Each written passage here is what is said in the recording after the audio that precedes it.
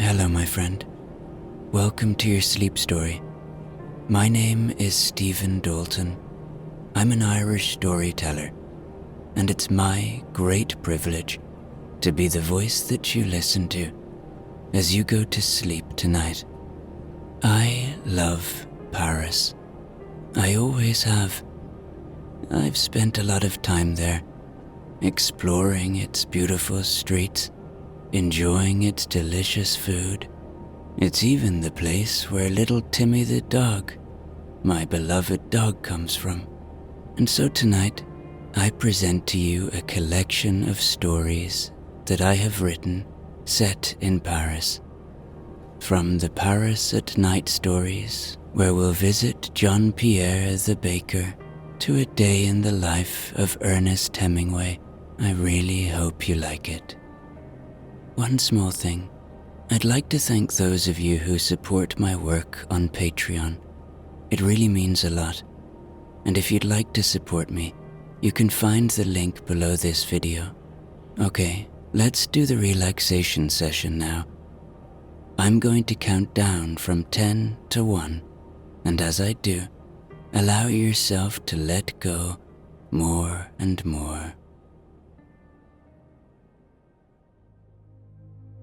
10. Feeling the support beneath you. The support of the bed. The support of the floor. Or if you prefer, the support of the earth beneath all of that. How amazing is it that we are always supported, always held, always allowed to feel grounded, to let our weight go completely and feel so supported by the earth. Allow this fact to enable you to let go just a bit more.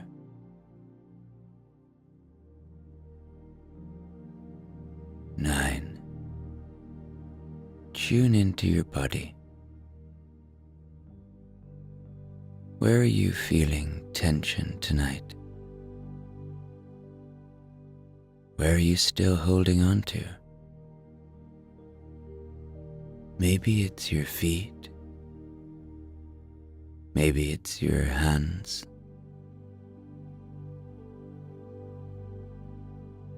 Maybe you're still holding in your face. Just release now. Let go.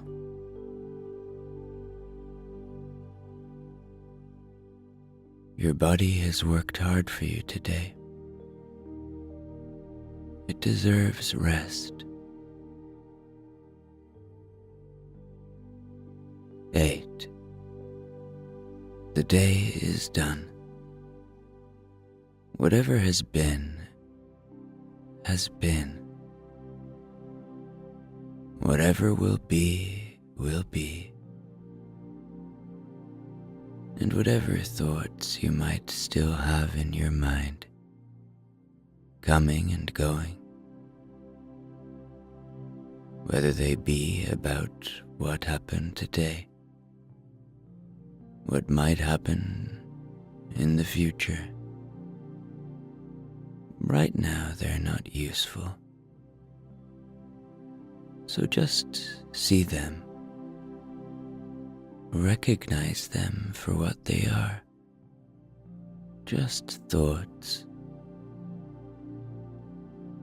See them as a friend. And then just let them go. Watch them float away like leaves on a river. 7. You are safe. You are completely safe now. My voice will only ever take you to safe, cozy places. Allow my voice to be an anchor of safety.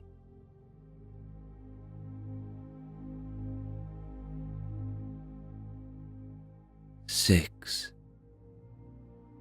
you deserve rest. You deserve sleep.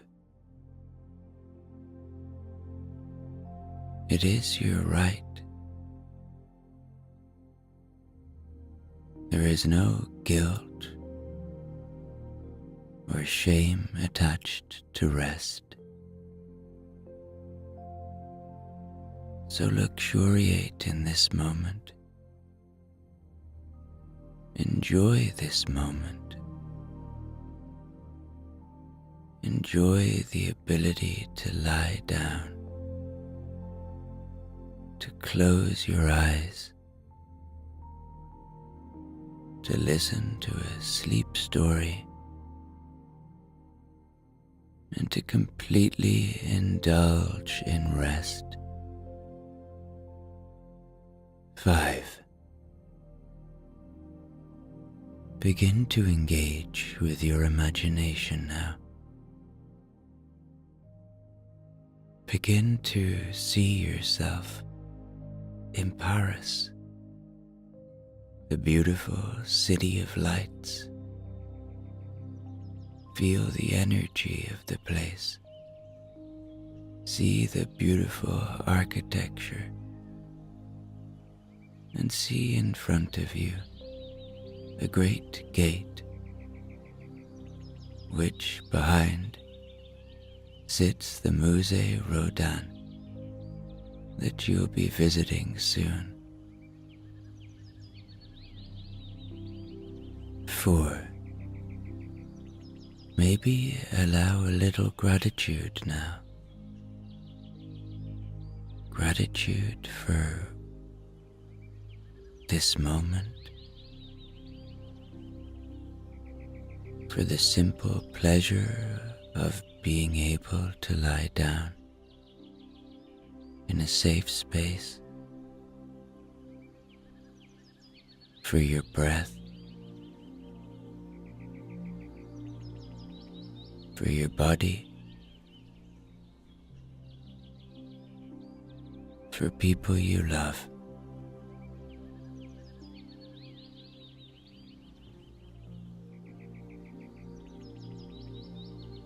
The simple things. 3.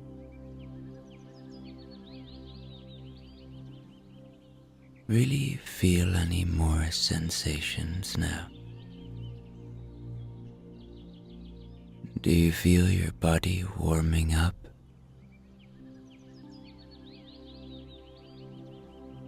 Do you feel your body beginning to relax?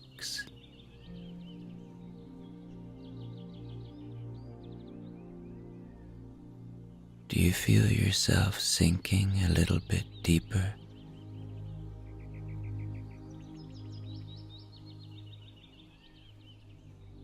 Two, if you want to,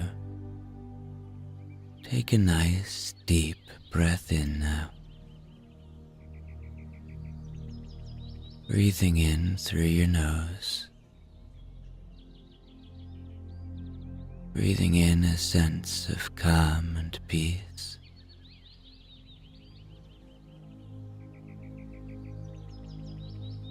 And then as you breathe out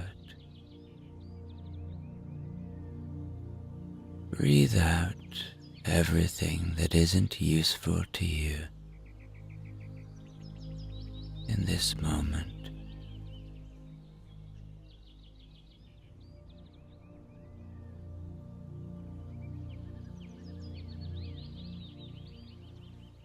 One,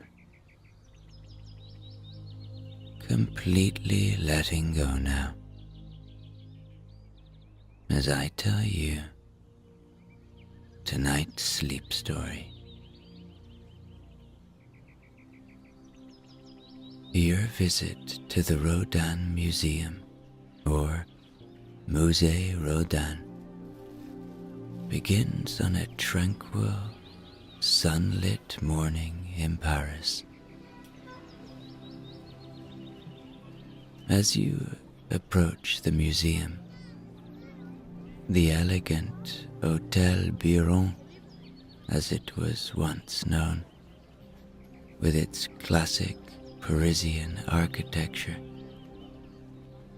you see how it stands majestically in the middle of a serene garden. The beauty of the building, with its cream-colored facade and graceful windows framed by creeping ivy,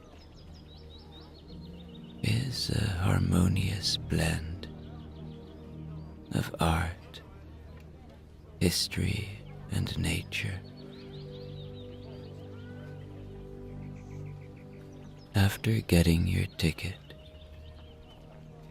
you enter into the courtyard of the museum. You then enter the museum through its grand doors. Doors that have seen many famous artists and people of note walk through, not least Rodin. And you find yourself in a spacious hall and a beautiful staircase in front of you. You climb the stairs and walk through various rooms, each dedicated to different periods of Rodin's life and work.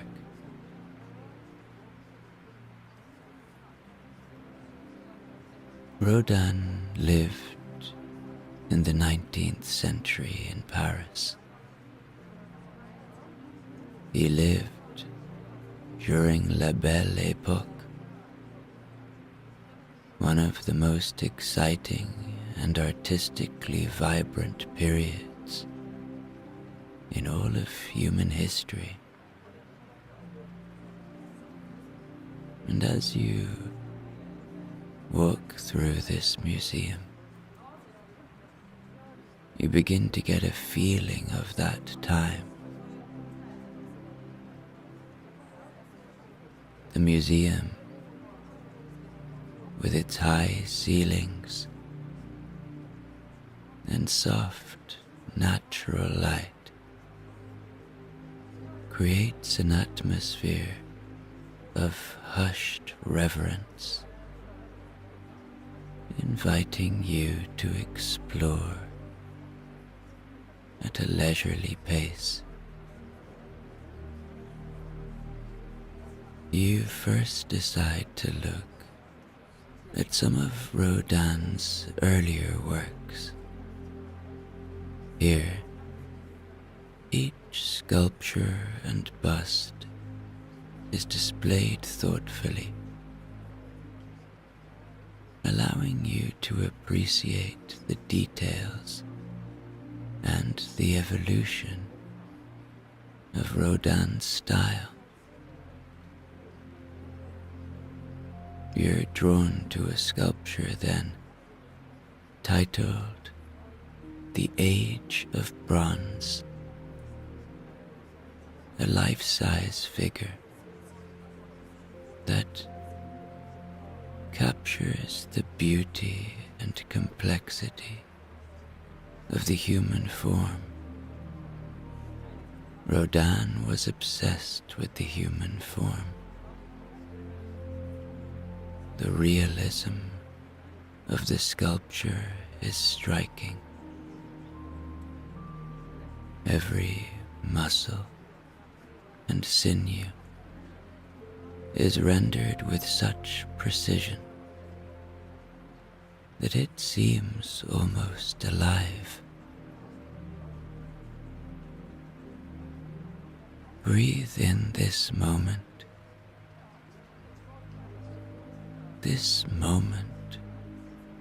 where you are being given permission to be curious,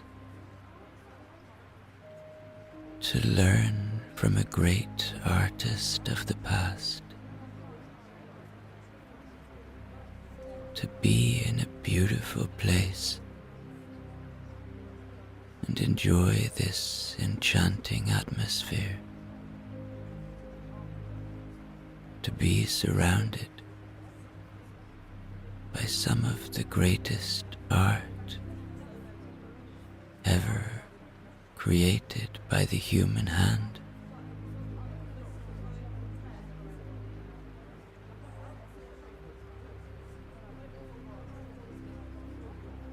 You move to a bigger room, and you are greeted by the very famous sculpture, The Kiss. A man and a woman in an embrace.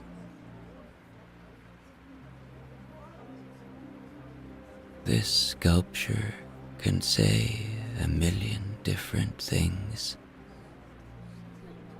to 1,000,000 different people. But when I have seen it, I always feel the comfort that we find in love. You circle around the sculpture, observing the expressions that are being conveyed. It's a powerful reminder of Rodin's ability to convey deep emotions through different mediums.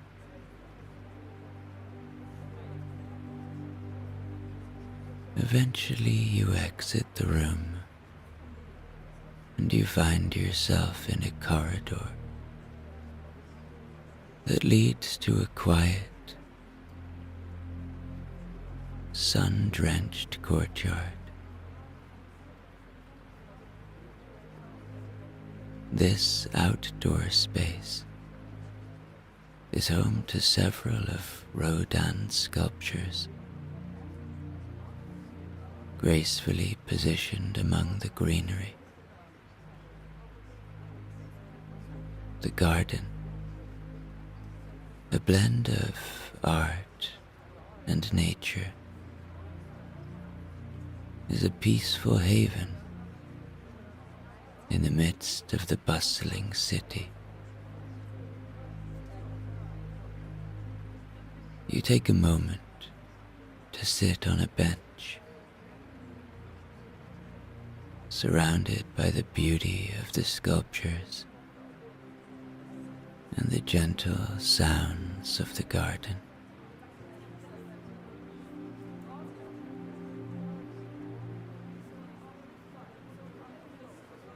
You then go and find perhaps one of Rodin's most well-known sculptures, perhaps one of the best-known sculptures ever created. In this quiet circular garden, you find yourself in a private audience with the thinker. Sitting on a bench directly opposite the sculpture, you take a moment to just breathe in the serenity of your surroundings, feeling a unique sense of connection with this masterpiece.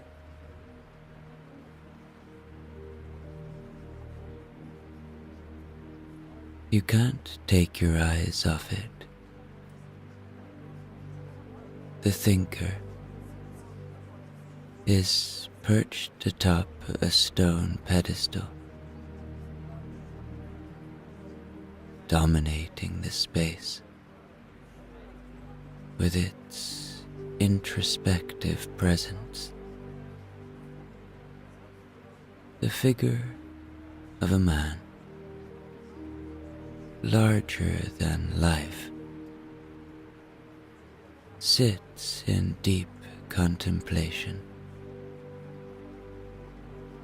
his elbow resting on his knee, his hand supporting his chin. As you gaze upon the sculpture, you're struck by the exquisite detail Rodin has managed to capture in bronze. The muscular tension of the figure's back, the furrows of his brow, and the overall posture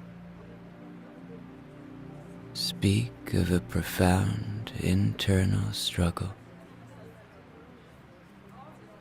or a search for deeper understanding. The natural light of the garden plays upon the sculpture, highlighting the texture of the bronze, the play of shadows and light, accentuating the thoughtful expression and the physicality of the figure.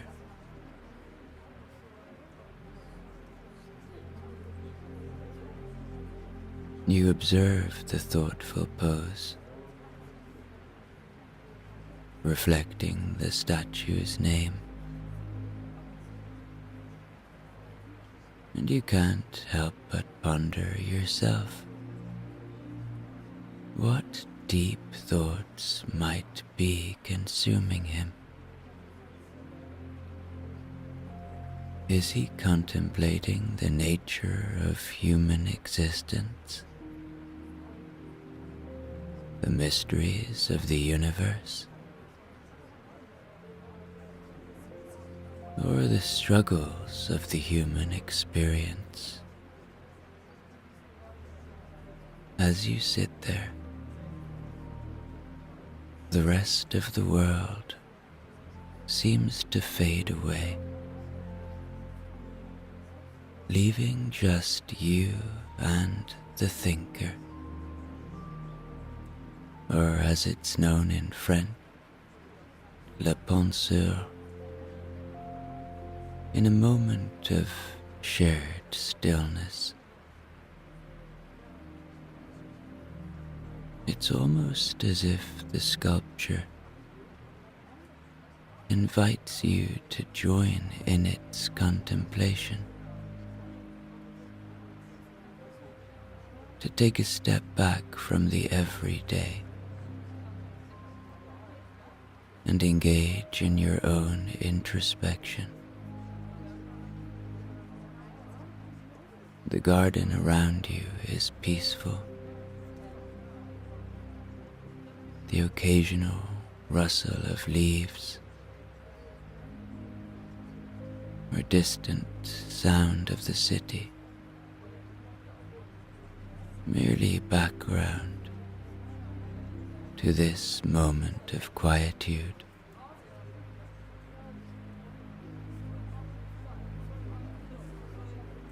You let your eyes roam over the sculpture,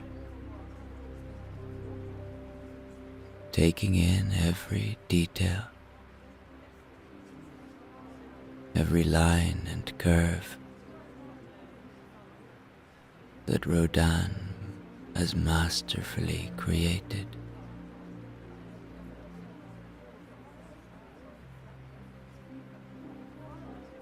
The thinker is more than just a piece of art. It's a meditation on the human condition, a symbol of the intellectual struggle, and a testament to Rodin's skill.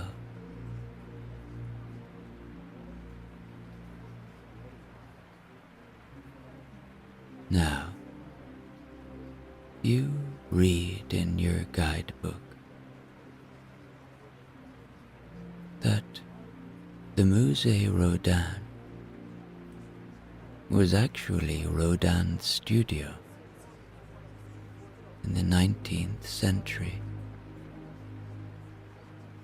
You quietly wish that you could have been alive in those times and witnessed the great man at work. To visit Paris in La Belle Époque, what a thing. Then you close your eyes and you just begin to imagine it. The world, the smells, the sounds. Then you actually hear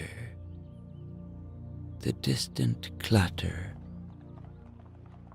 of a horse carriage in the distance,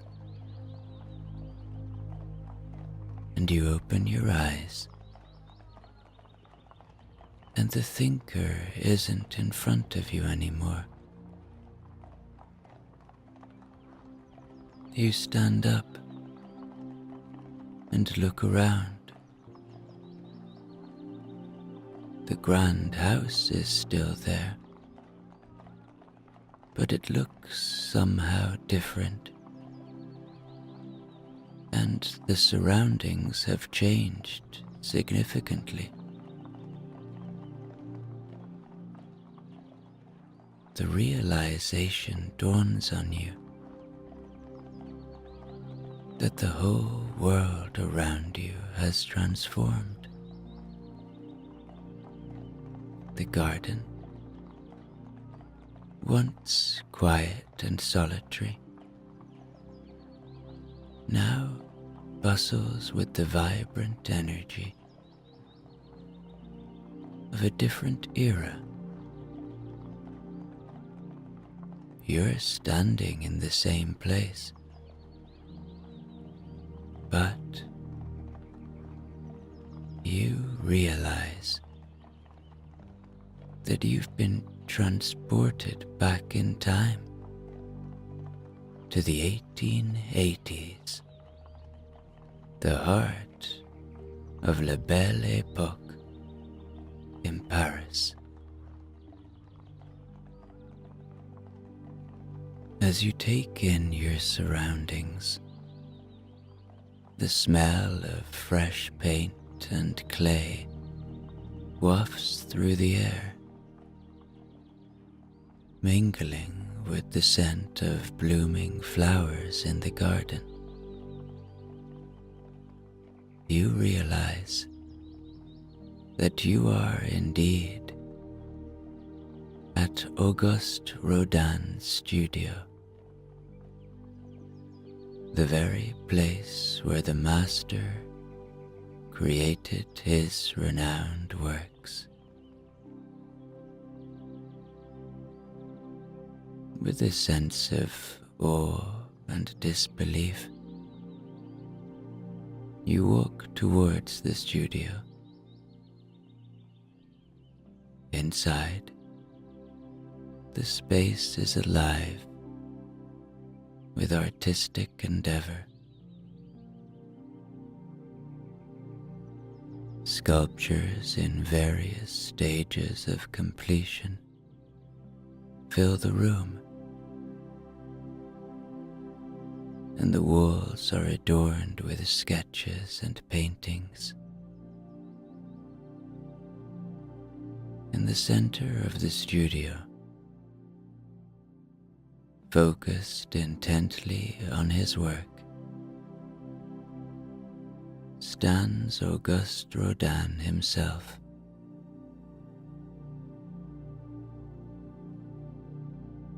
Rodin's presence is commanding. His hands skillfully shaping a piece of clay that will eventually become one of his timeless works. He glances up, noticing you, and his discerning eyes hold a spark of curiosity. Art is the expression of the soul, he says, in French, but you understand him. His voice is rich and measured. It's a reflection of our deepest emotions, our struggles, and our triumphs. To create is to live, to connect with the very essence of what it means to be human. You watch, mesmerized, as Rodin returns to his work, his movements a dance of creation.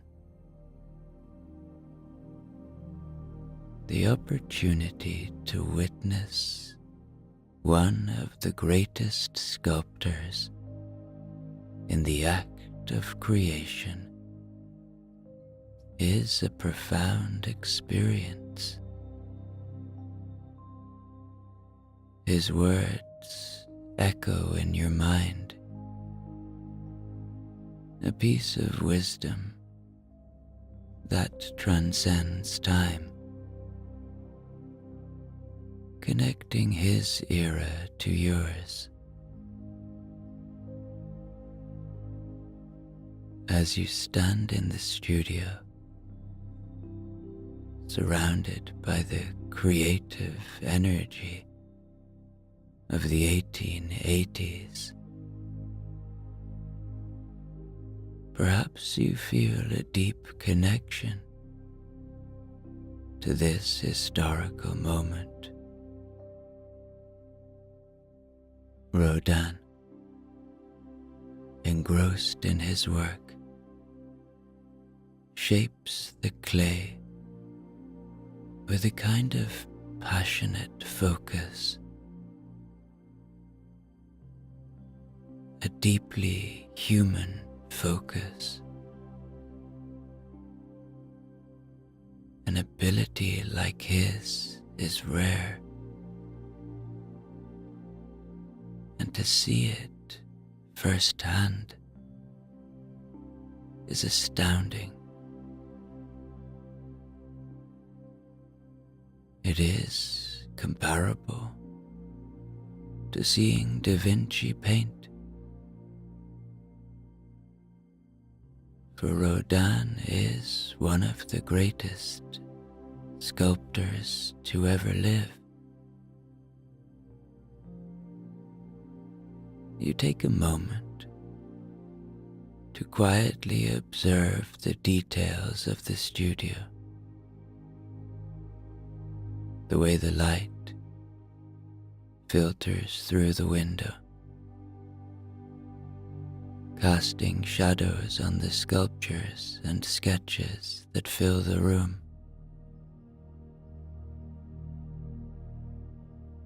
The studio is a realm of artistic chaos and beauty, with tools scattered about, pieces of clay and marble in various corners,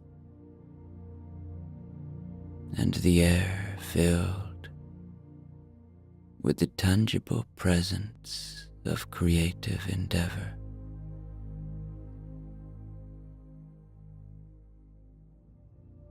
This is a simpler time you are in,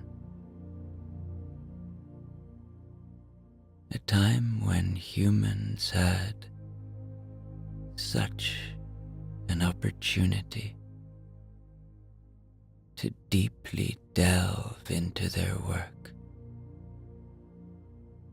without distraction. Rodin pauses, wiping his hands on a cloth. He looks at you thoughtfully. Art, he begins, is not about perfection.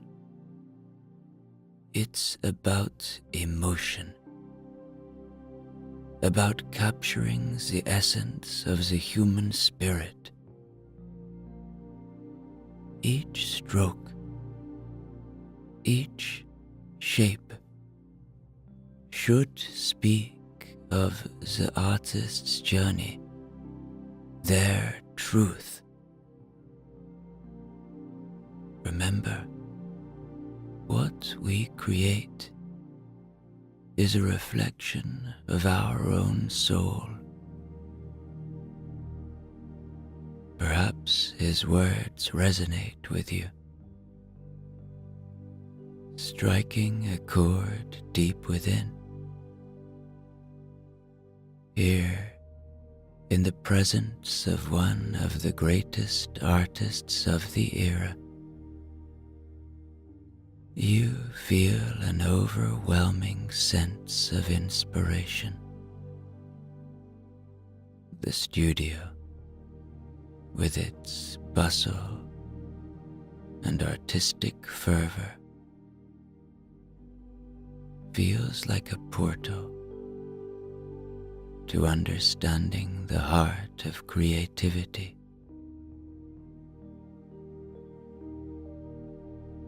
After a while, you step outside the studio, back into the garden. The Paris of the 1880s is alive around you.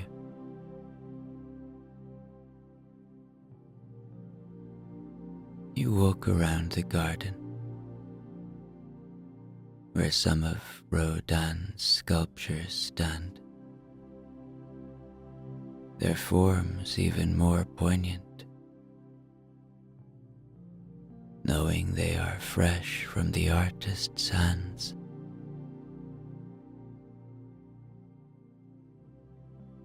You hear the sounds of carriages in the distance, the chatter of people walking along the streets, and the general hum of a city at the peak of its artistic renaissance.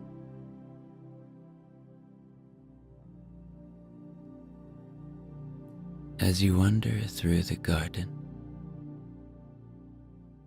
absorbing the sights and sounds of this historic era, the experience, of course, feels surreal. A journey through time that has allowed you a glimpse into the life and work of a master artist.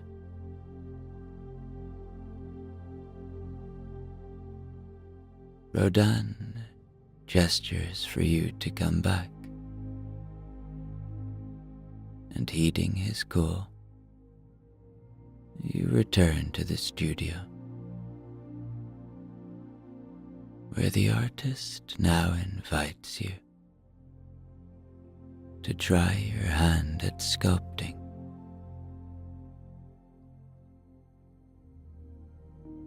He sets a small piece of clay before you on a wooden table, alongside a few basic sculpting tools. The thought of creating something under Rodin's guidance is both exhilarating and daunting, but his presence is reassuring, encouraging even, and you feel safe.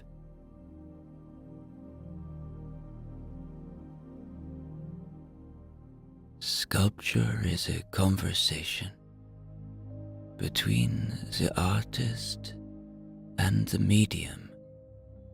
Rodin begins. Listen to the clay. Let it guide your hands. He demonstrates a few techniques, showing you how to mold and shape the clay, his fingers moving with a grace that only comes from years of dedication to his craft.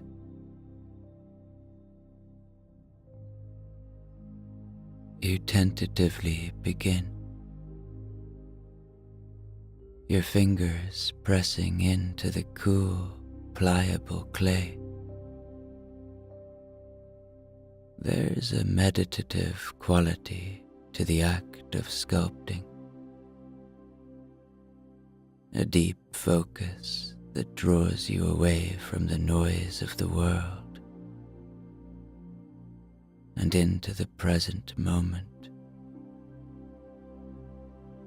The clay feels alive under your touch, responsive and yielding. As you shape it, Rodin speaks softly, sharing his philosophy. Each of us has an innate ability to create, to bring forth something beautiful from the depths of our soul. It's not just about technique or skill. It's about expression, about bearing a part of yourself in your work. His words flow over you like a gentle stream, soothing and insightful. You find yourself lost in the rhythm of sculpting, the world around you fading into a blur. The clay begins to take shape under your hands, not into any specific form, but into an expression of the tranquility and introspection you feel in this moment.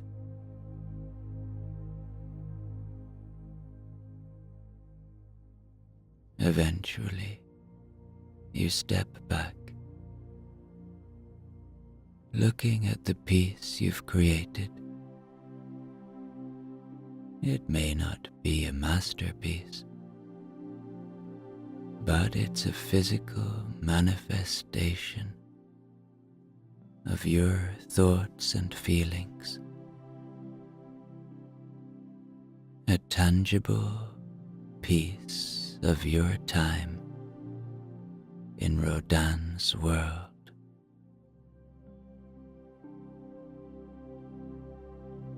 As the sculpting lesson concludes, Rodin suggests a walk into the heart of Parris. An opportunity to see the city through the eyes of an artist during La Belle Époque. You leave the studio behind, stepping into the bustling streets of 1880s Paris, a world teeming with life and creativity. The architecture of their buildings, with their ornate facades and wrought iron balconies,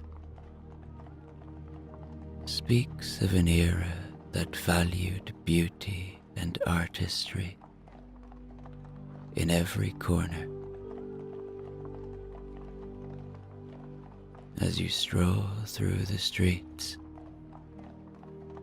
Rodin points out the various sights and sounds of the city. You pass by lively cafes where artists and writers gather together, engaged in animated discussions, and street vendors selling flowers and freshly baked goods.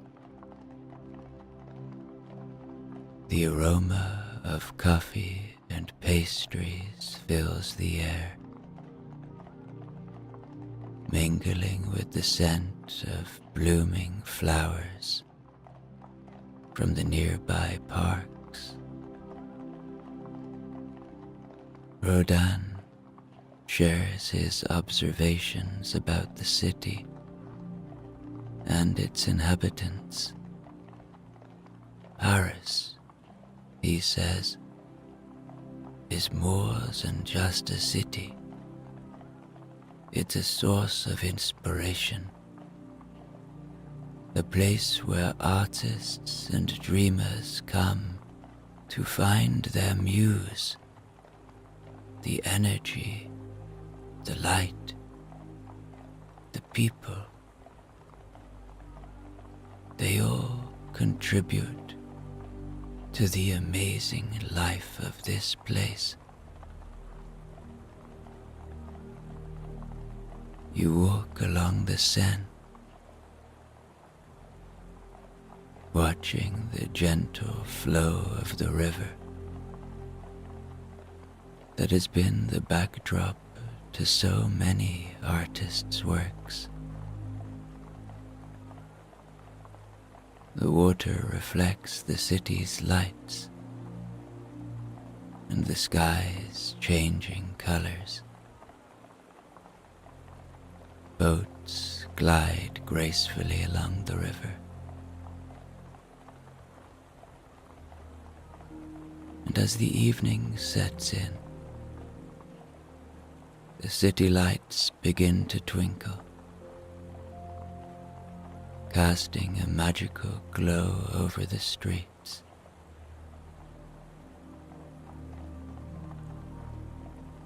Your walk with Rodin through Paris is not just a physical journey, but a journey through the heart of art and culture.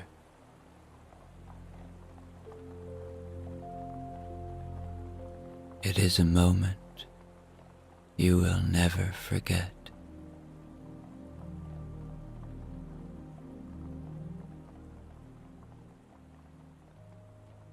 As you open your eyes,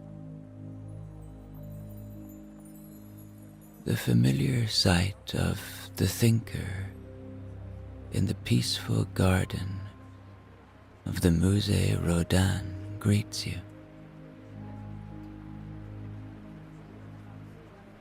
The transition back to your own time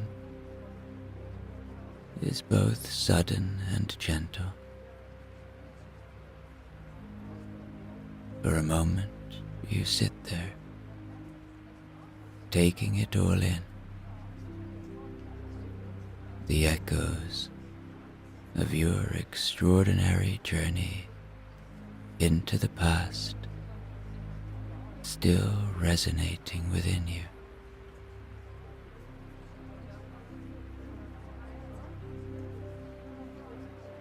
You stand up from the bench, feeling a profound connection to the sculpture before you. The thinker no longer seems just like a masterpiece of art. It feels like a bridge between the past and the present, between your encounter with Rodin and the world you live in. You continue your walk through the museum. Each piece you see now feels more alive, more meaningful.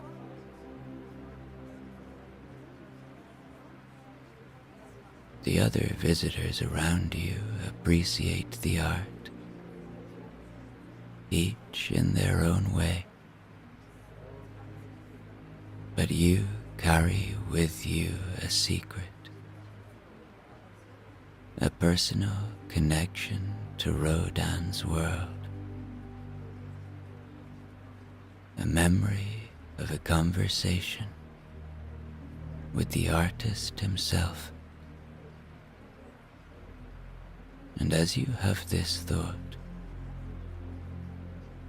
you put your hand in your pocket and you feel something there. You take it out. It is your sculpture that you created in La Belle Époque. Your proof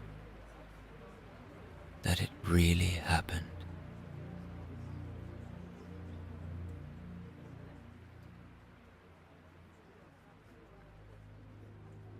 Tonight, we travel to one of the greatest cities on planet Earth, Paris. And we meet some people there who work during the night when the rest of us are asleep.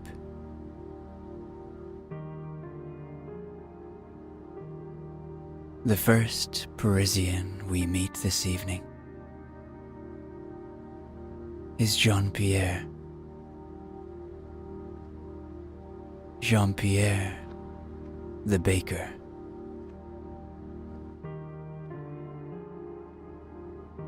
He owns a little boulangerie just around the corner from the Rodin Museum in the 7th arrondissement in Paris.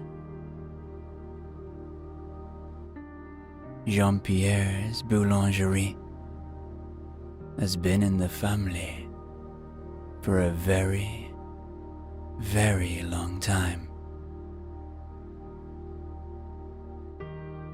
He is one of a long line of bakers who have lived in this house, above this little boulangerie. And as Parris sleeps, Jean-Pierre awakes.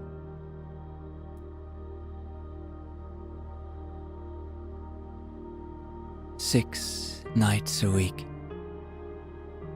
Jean-Pierre leaves his sleeping wife and gets up in the dead of the night to make pastries and bread for the residents of the City of Lights.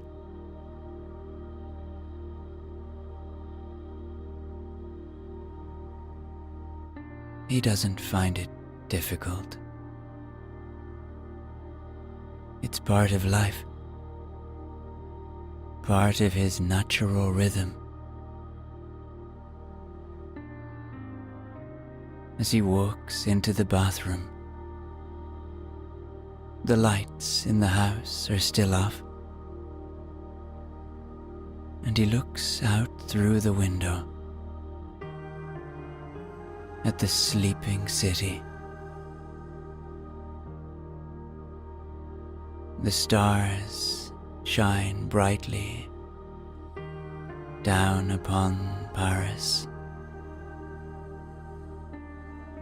It is winter time,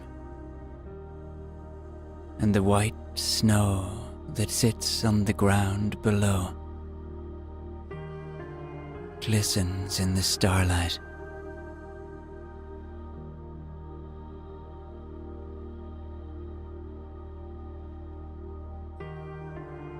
Jean-Pierre loves this time of the day. It feels like all the world is his.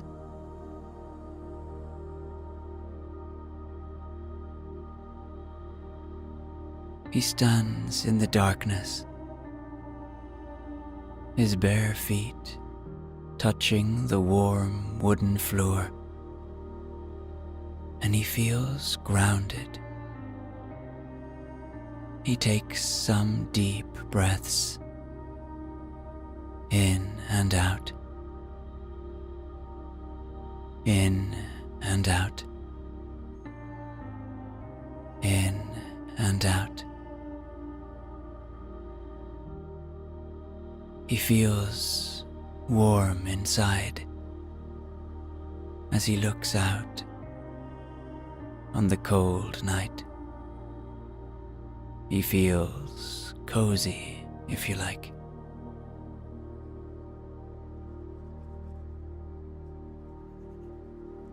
He dresses, brushes his teeth, and descends down into the little boulangerie.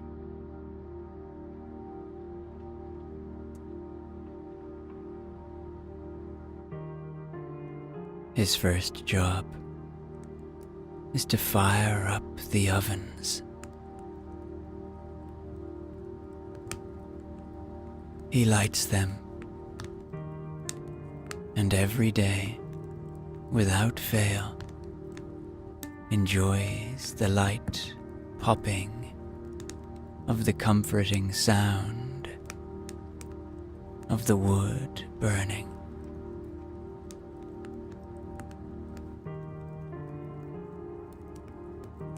He looks around the kitchen, pretty much unchanged in over 100 years. He thinks of his father and mother, long gone now, and the joy and life that they experienced together in this hallowed place.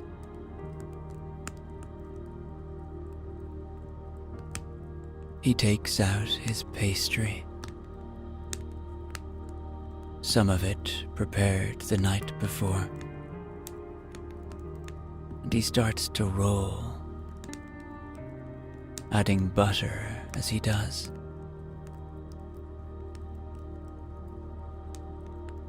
This rolling motion he has done 100 million times before. His arms are strong because of it. And there's something he loves about it. The process. The craftsmanship. The care and attention to detail that only someone who really cares about what they do can display.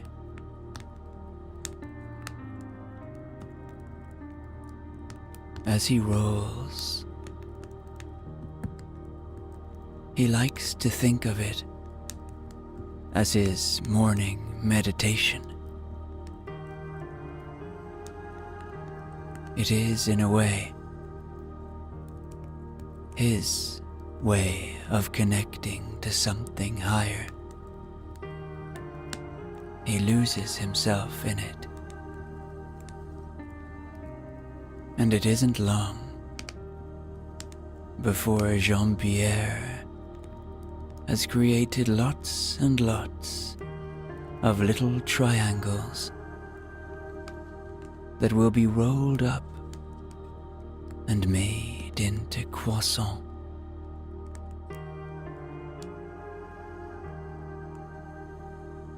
As Jean-Pierre looks upon his work over in the Louvre Museum,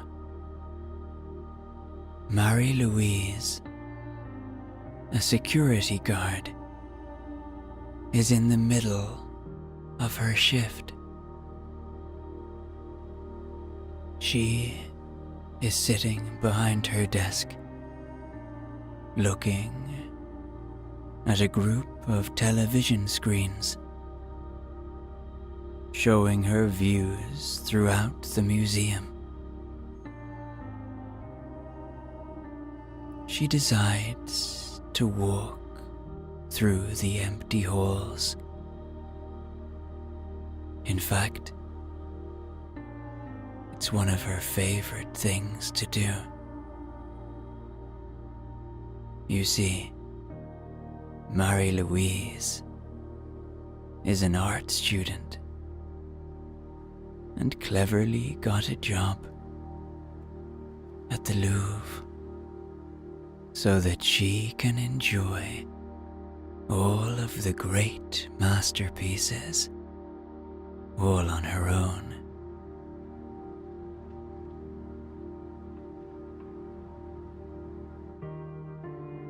She walks along the great empty halls of this magnificent, great and empty building. She feels, in a way, not unlike Jean-Pierre, that the world is hers at this time of night. And sometimes she likes to pretend that the paintings are hers too.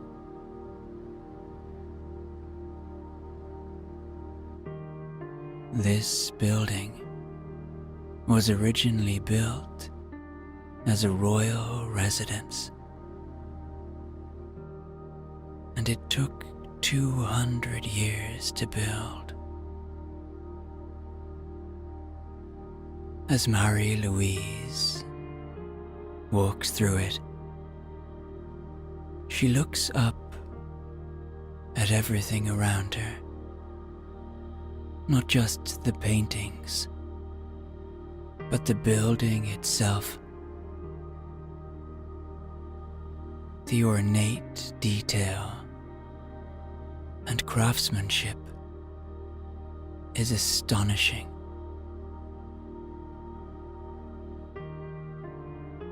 Eventually, she arrives to her favorite room. And yes, you guessed it. It's the room where the Mona Lisa is, by Leonardo da Vinci.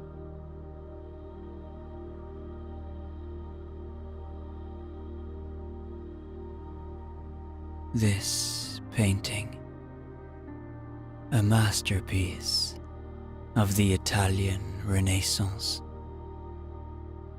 is the best known, most visited, most written about,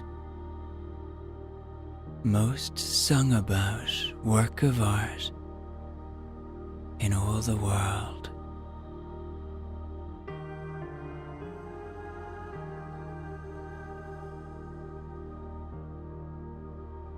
It's believed that Da Vinci worked on the painting for many years. In the early 1500s. Eventually, he brought it to France, and it came into the hands of Francois Premier, King Francis I of France.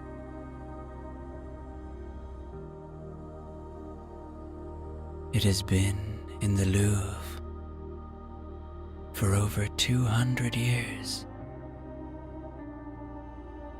And of course, normally, it is difficult to look at it.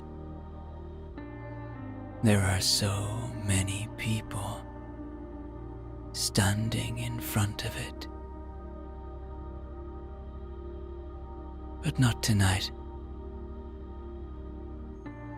Not for Marie-Louise. Most nights that Marie-Louise works, she is granted a private audience with the world's most famous painting.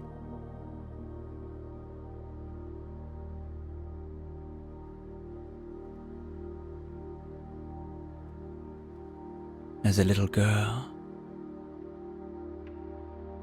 she had a poster of the painting in her room.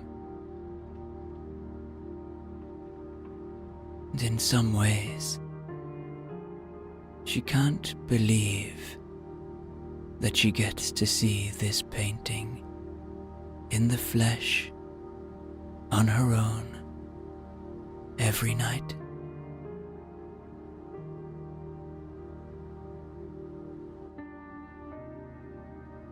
She stands close to the great painting, looking at the delicate features of this mysterious woman.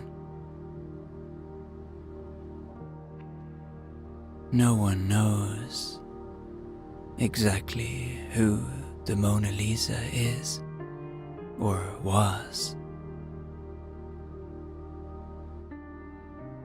She is one of humanity's great mysteries. A mystery that will more than likely remain unanswered. She looks at the brush strokes and she imagines the hand of the great man Da Vinci, working tirelessly and patiently on this exquisite work.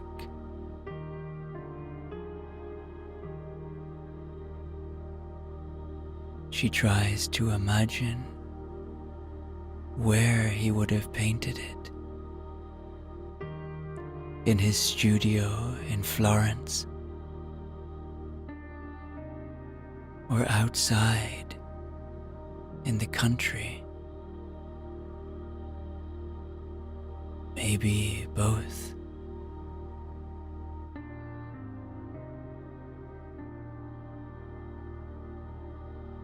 In some strange way, she feels connected to Da Vinci.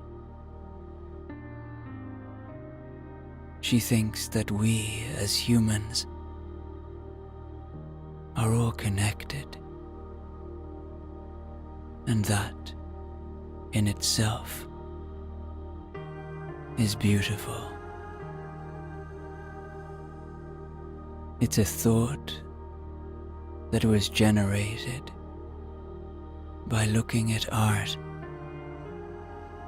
and that's why Marie-Louise loves art.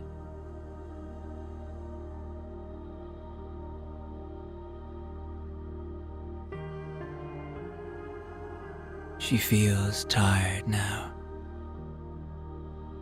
Sleepy, in fact. And she decides to keep walking through the great museum.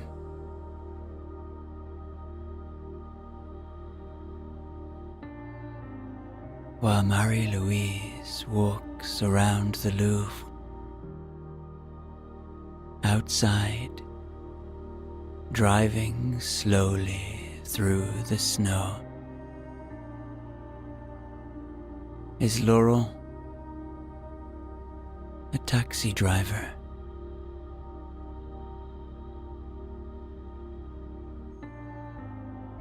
Laurent likes to work these hours when there's no traffic on the streets of Paris.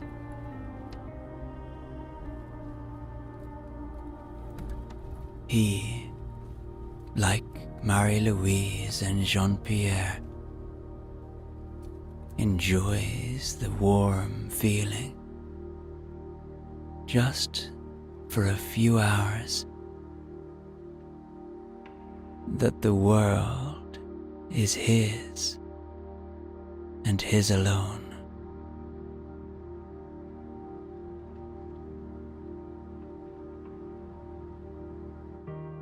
He passes the Louvre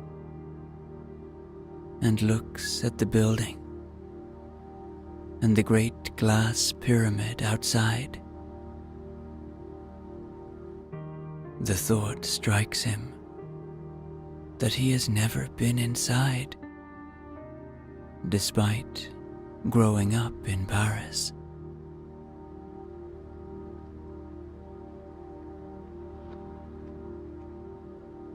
He drives along the great Seine River,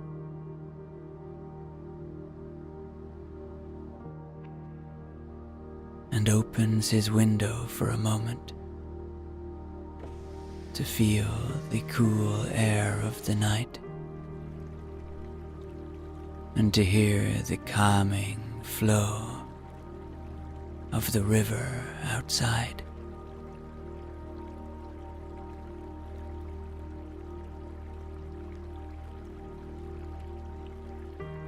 Eventually, he arrives at La Tour Eiffel, or the Eiffel Tower.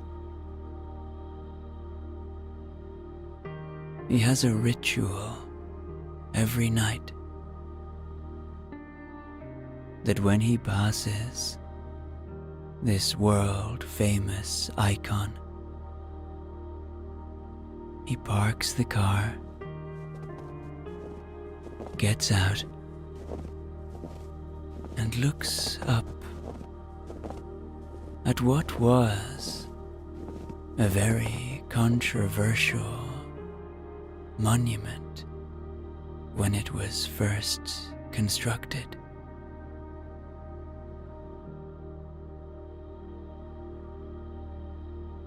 He loves this tower.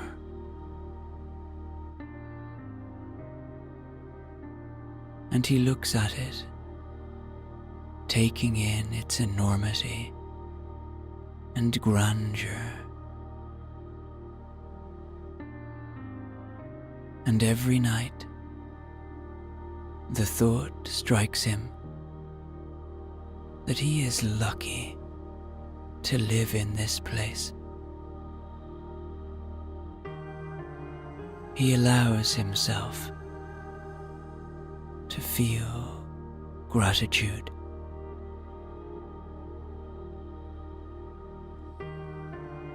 For the life he lives,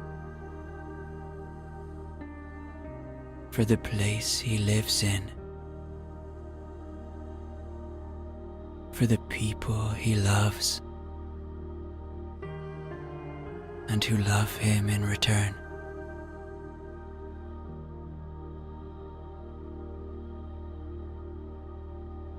He knows that so many people around the world would love to see the Eiffel Tower just once in their life. Laurent sees it every day, and that privilege is not lost on him.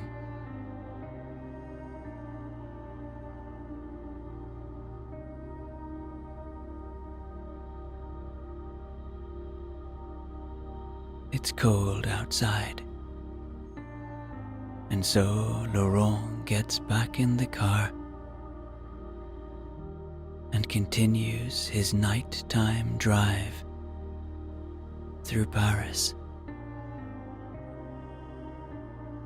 He has a call to do a pickup at the Ritz. Someone is going to the airport. Charles de Gaulle.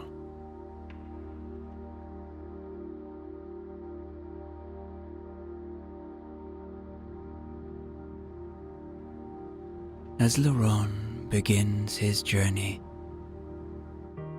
towards Charles de Gaulle, with a businessman in the back,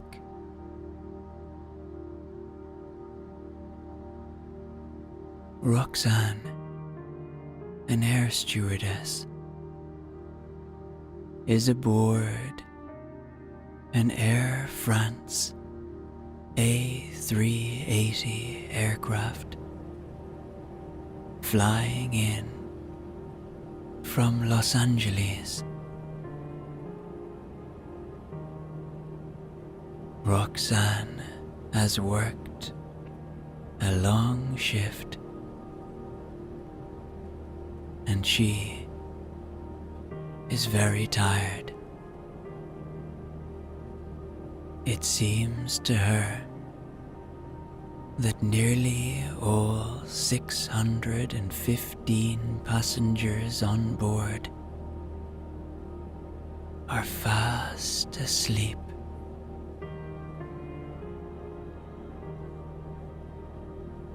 The people in first class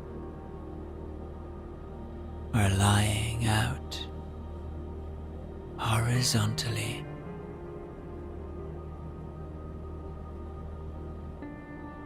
Roxanne is preparing for landing in the next few minutes.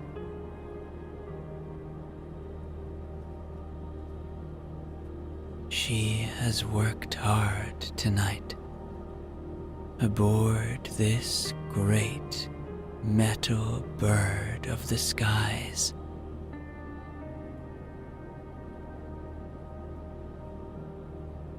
It is never lost on Roxanne just how privileged she is to fly around the world.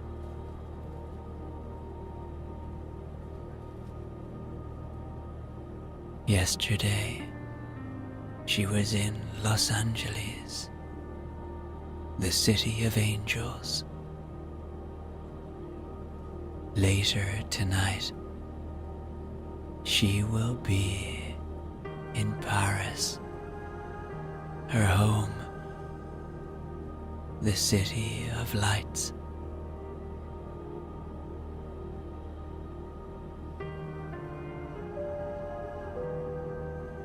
As she announces to the sleeping passengers that soon they will land, she thinks how amazing it is that all of these people and all of their luggage and this great machine can fly high above in the sky and to travel halfway around our beautiful home earth.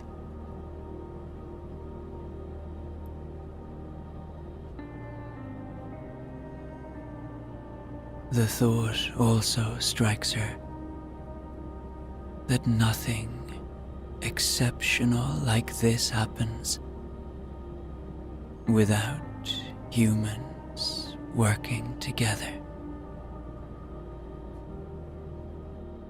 Humanity working together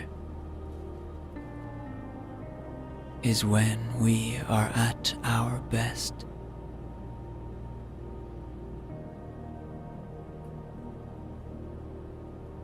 While Roxanne prepares the sleeping passengers for landing,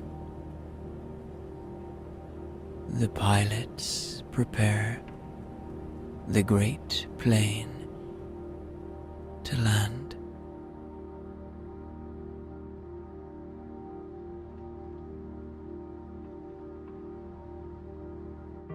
And as the plane touches down in Charles de Gaulle,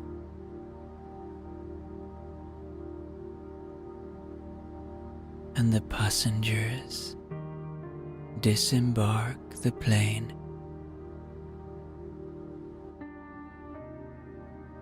Jean-Pierre takes out a beautiful tray of croissant. The smell wafting through the streets of Paris.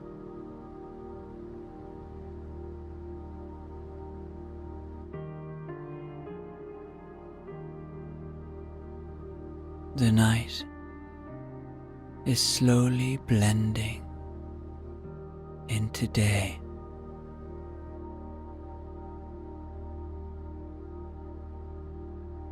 And soon,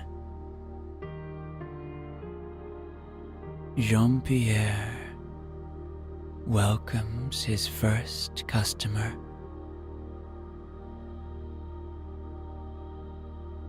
Roxanne walks into the boulangerie and buys herself a croissant. She greets Jean-Pierre with a smile, and Jean-Pierre greets Roxanne with familiarity. These two know each other well. Soon Roxanne is walking home, eating her croissant, and Marie-Louise pops into the boulangerie and buys a pain au chocolat. Jean-Pierre is always happy to see Marie-Louise.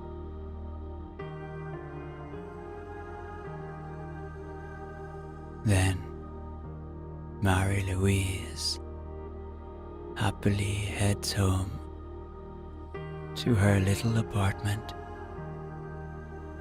at Republique.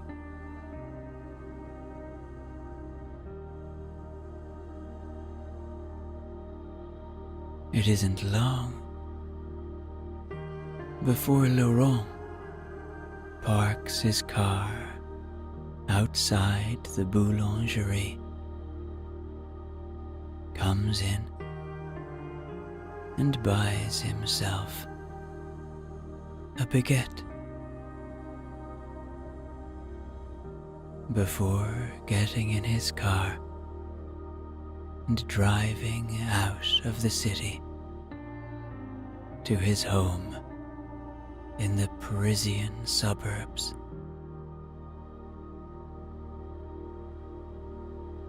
Now, Jean-Pierre's wife, Brigitte, comes downstairs and greets her husband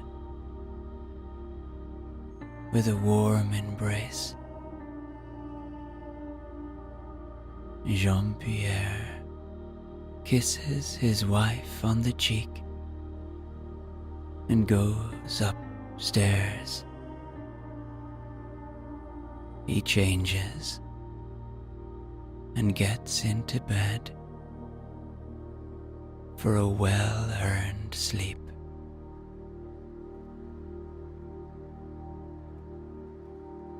He stretches out in his bed and feels so very tired. As Jean-Pierre is closing his eyes, so is Roxane. She is in her dark little room, feeling cozy and ready for sleep.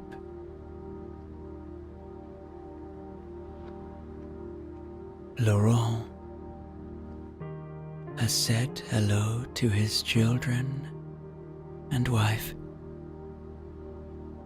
and now he is under a warm duvet, his head on the pillow in his very comfortable bed,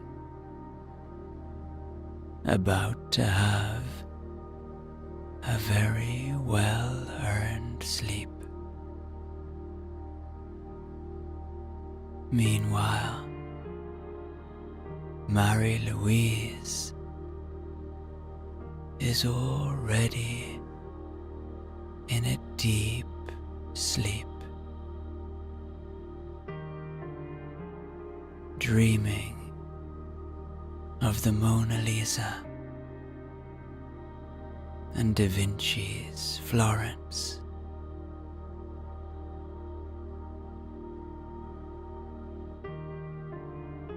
Soon, all of our friends who we have followed tonight are sleeping deeply.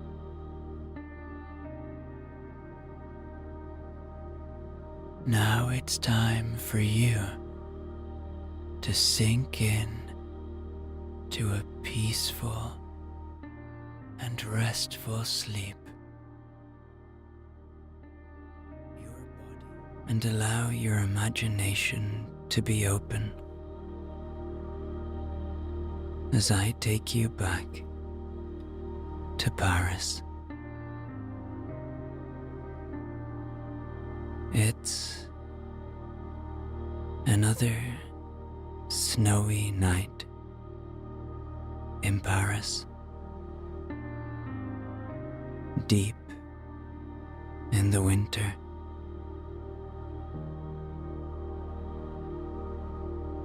We are back in the bakery with Jean-Pierre.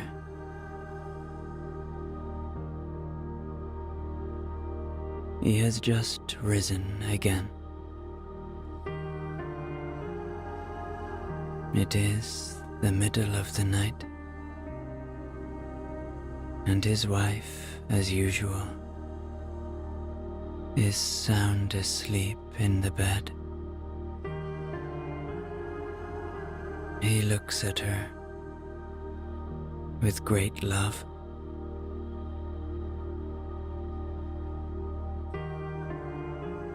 He wouldn't change his life for anything. He loves the routine. The fact that he gets to make so many people happy with the wonderful bread and pastries he makes.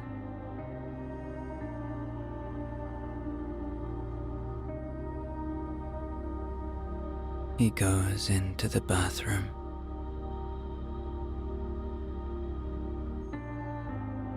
and as usual looks out upon the sleeping city.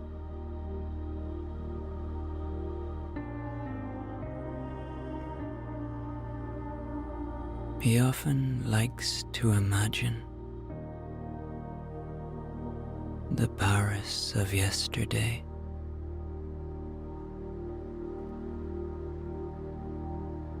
At this time of night, he finds it quite easy. There is no traffic, no people in modern-day clothes.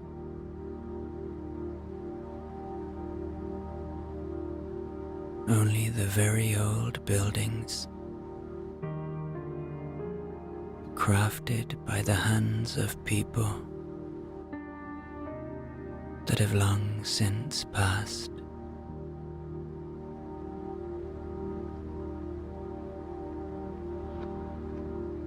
He looks down on the little street below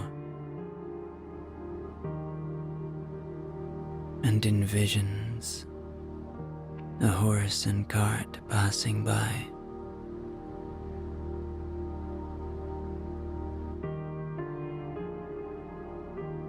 The people who lived here long ago would have eaten the same pastries as the people of today, for he still uses a very, very old family recipe.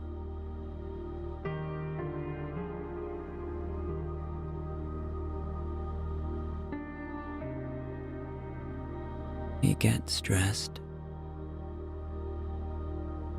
and descends the stairs.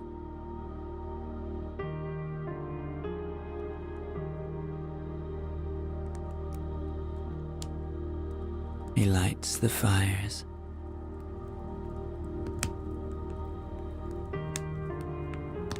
and feels a little glow of gratitude for all that he is blessed with.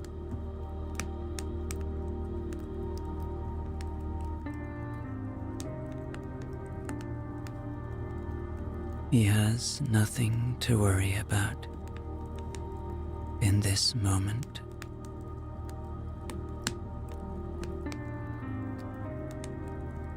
He just focuses on the task at hand,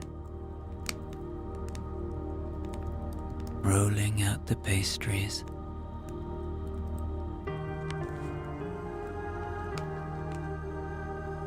and enjoying his work.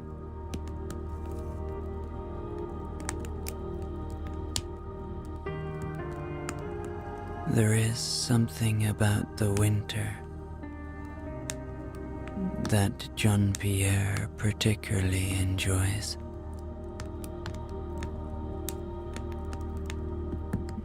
There is a stillness to the world.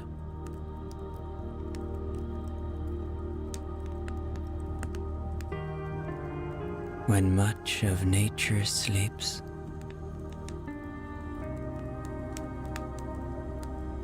and things slow down.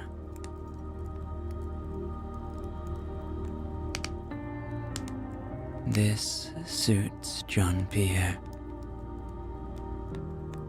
because he doesn't like to do anything in a hurry.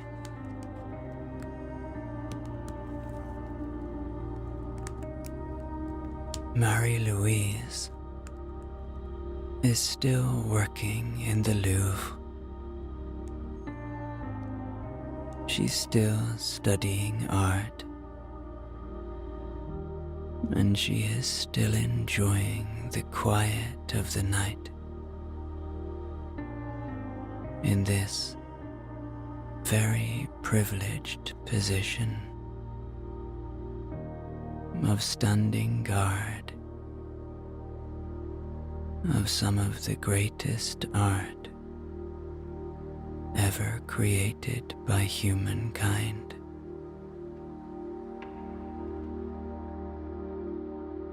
Tonight,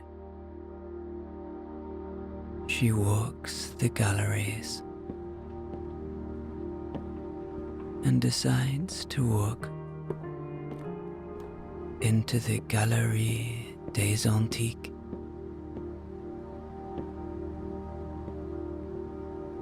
This is where the Louvre holds many ancient statues from ancient Rome and ancient Greece.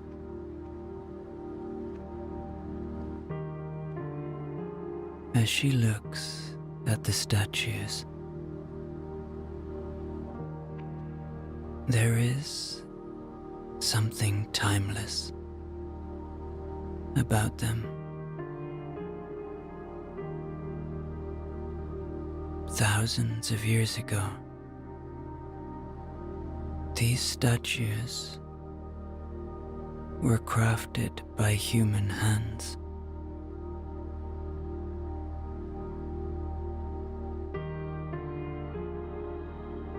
In a way, Marie-Louise thinks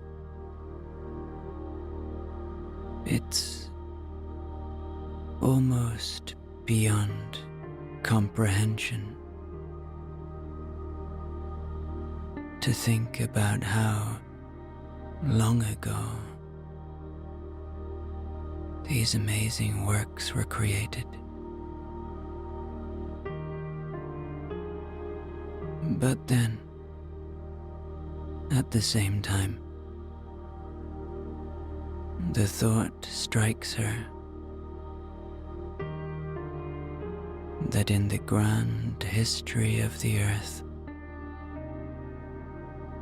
these works were created but a blink of an eye ago.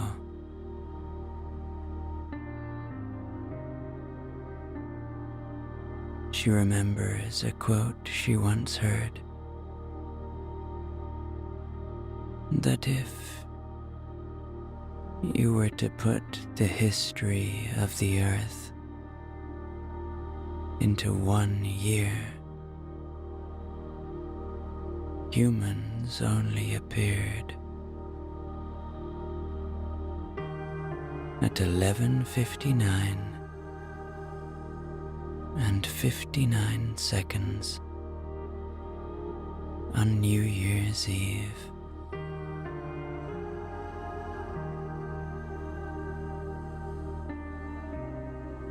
Kind of puts things in perspective, Marie-Louise thinks, and in a way soothes her soul.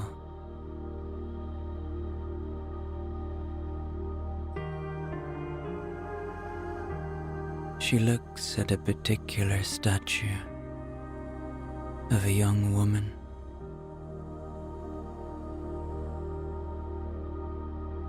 She closes her eyes and imagines herself in a room in ancient Greece, watching a sculptor create this statue, whilst watching the model in the pose.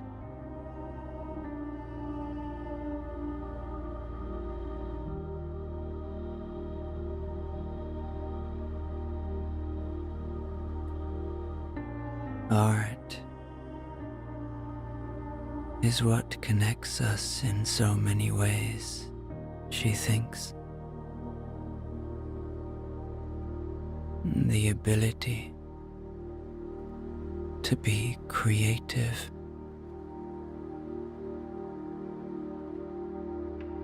is such a human thing.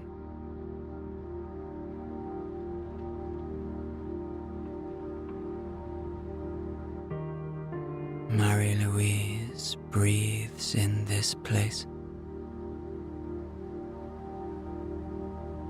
This place that enables her to be so curious. Her favorite state of mind, curiosity.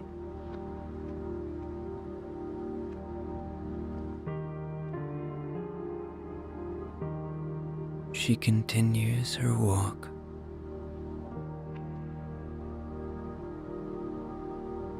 enjoying every moment of just another night walking through the Louvre.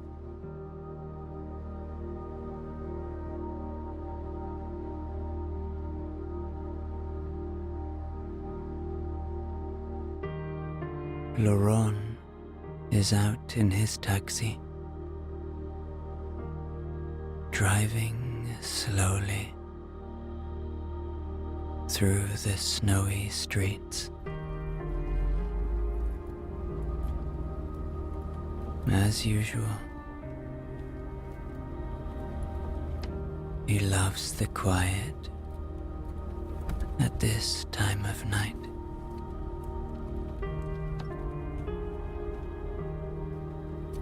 He loves that he can connect with his thoughts and with the world around him.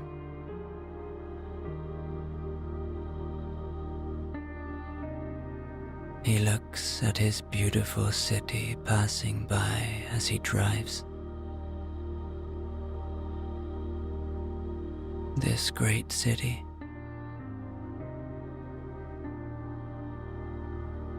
that has been home to so many great humans.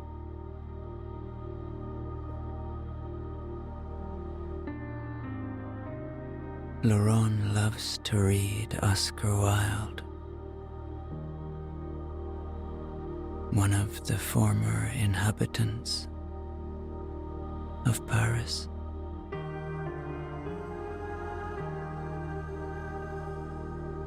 And he sits to take a break.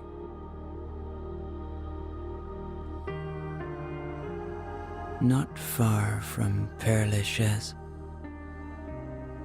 where Oscar Wilde's final resting place is.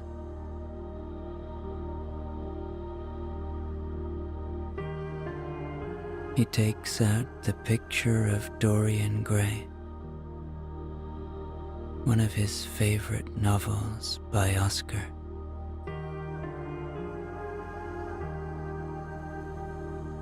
And enjoys a chapter or two.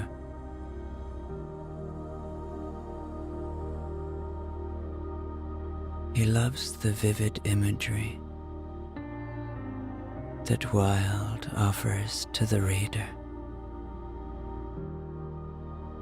bringing him back to 19th century London, a world long gone.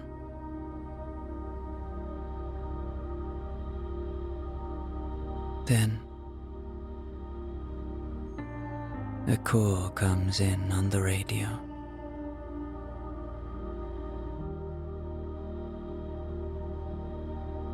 He must go to an apartment not too far from where he is to collect someone going to the airport.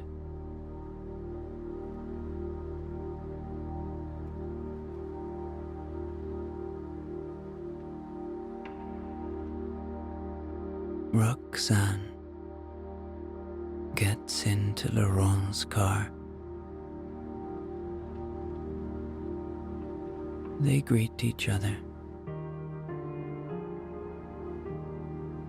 and and he drives towards Charles de Gaulle.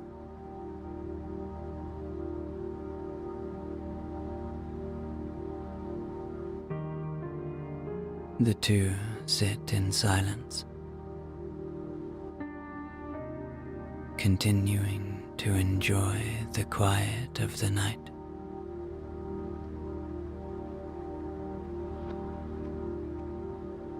Roxane watches as they pass by the great landmarks, the Eiffel Tower, the Arc de Triomphe,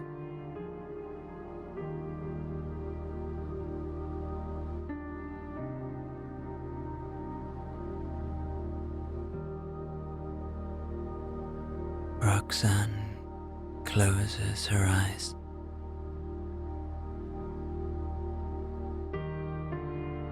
And enjoys the peace of this moment.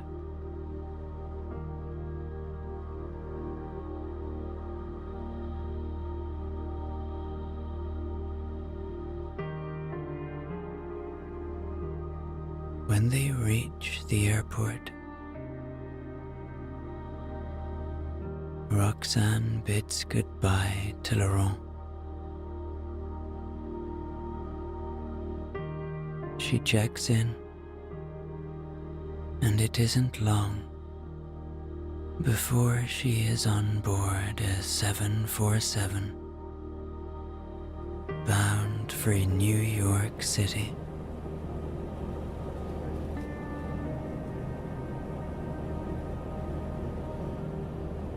It is still dark outside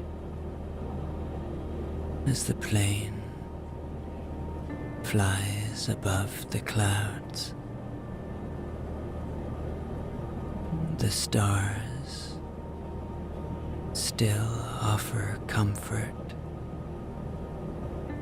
to the tired and sleepy passengers.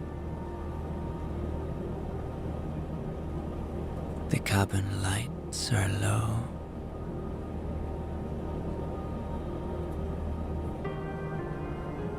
And Roxane settles in for another voyage across the Atlantic Ocean. And as she sits there,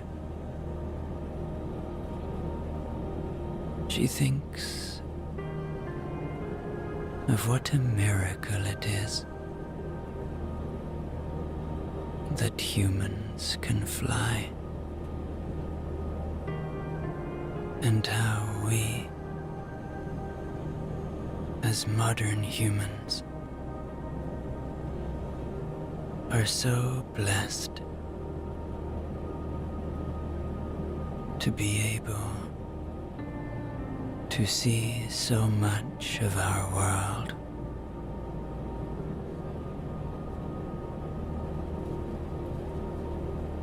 Roxane breathes in this moment and looks back down upon her beloved snow-covered Paris.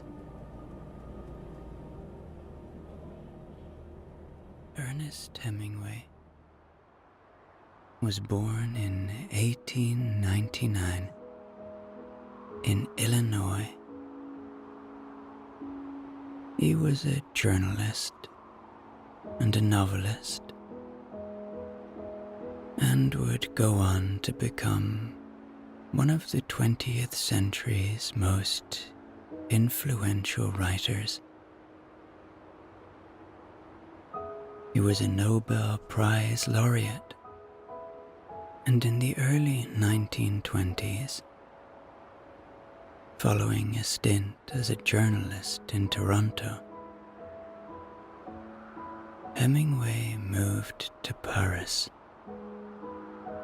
with his first wife, Adley Richardson.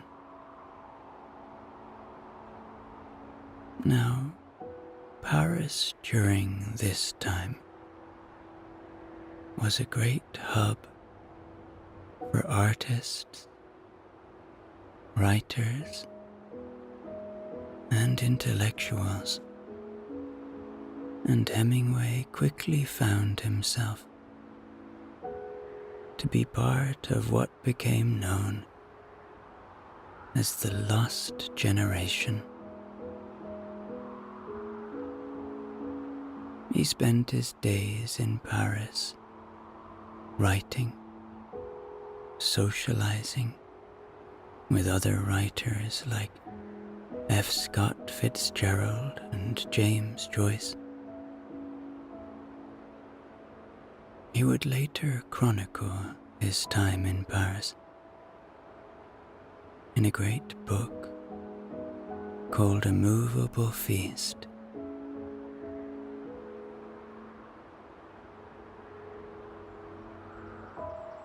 We join him on a spring morning in 1925. The Paris air is tinged with the soft scent of cherry blossoms as Hemingway sits at a small wrought iron table of a cafe near Jardin du Luxembourg. His eyes flit from the passers-by to the notebook in front of him, a small reservoir of thoughts and observations. He sips his coffee, a strong, no-nonsense brew that wakes him up better than the morning sun,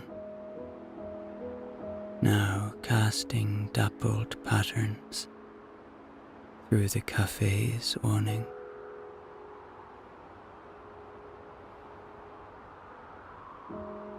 People watching seems like a sport to him, an endless source of characters and storylines. An elderly man shuffles past, the lines on his face deep as trenches, pulling behind him a lifetime of stories Hemingway can only guess at.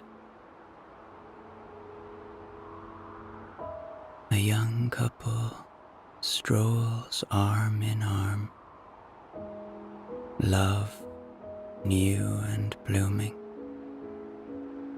a contrast to the older couples sitting on park benches,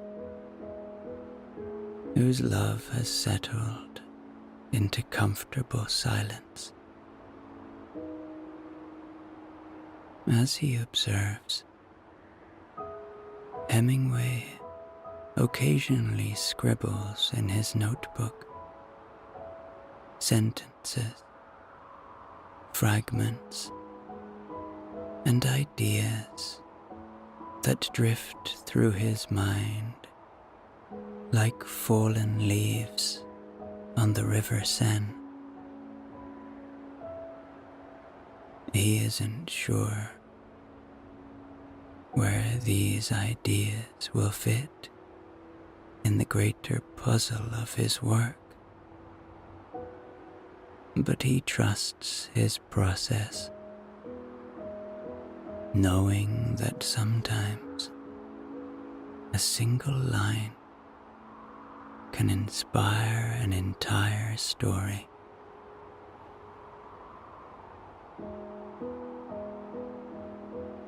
His thoughts wander to his friends, other writers and artists populating this city of lights. Gertrude Stein, Fitzgerald, Joyce. They're all here, mingling ideas and debates over wine and whiskey.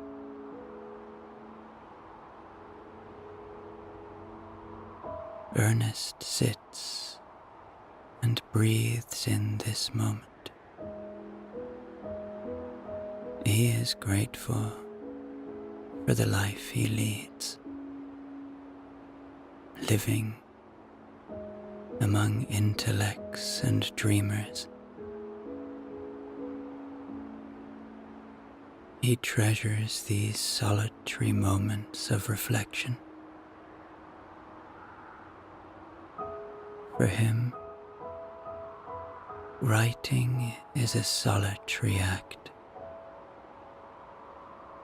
a one-on-one battle between him and the blank page.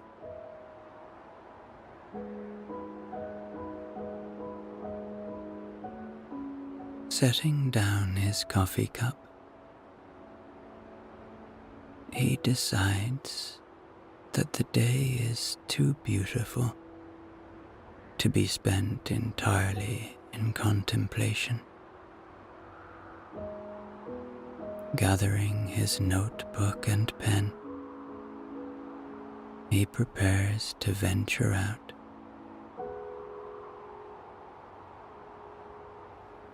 He decides to go towards Shakespeare and Company, the great bookshop. As he stands, he takes one last sweeping gaze at the cafe and the surrounding scene, a snapshot of life that will, in some way, be a part of his writing as he captures the essence of this remarkable city in this remarkable time.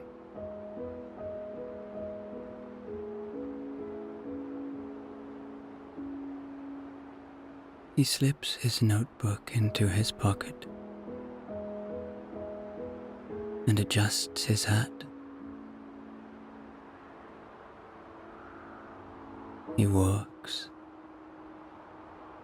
emboldened by the morning's observations and caffeine.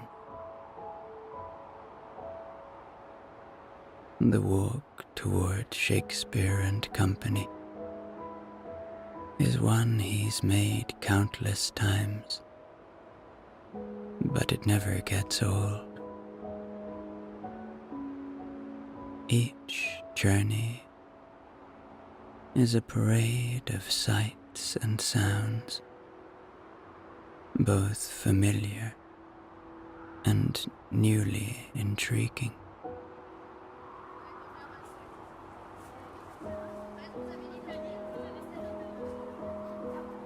Street vendors hawk fresh bread and flowers. The aromatic blend of yeast and blooms mingling in the air, comforting in its simple beauty. As he walks, he crosses the Pont Saint-Michel, pausing for a moment to look out over the River Seine. The river's surface is a mosaic of shimmering light and shadow.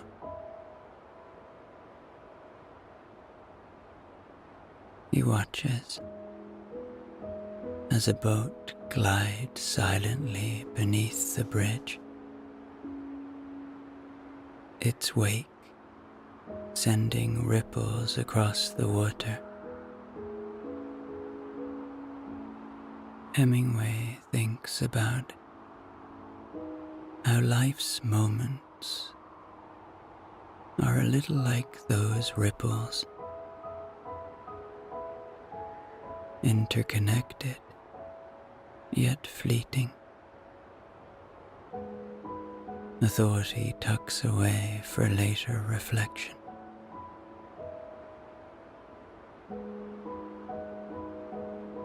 As he walks the streets of Paris, he sometimes thinks of it like a grand, open-air library. The walls seem to whisper the legacies of the great thinkers and revolutionaries who have walked here before him.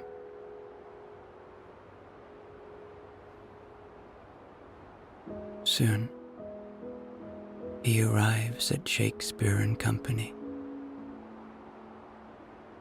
This bookstore is a haven, smelling of old paper and endless possibilities.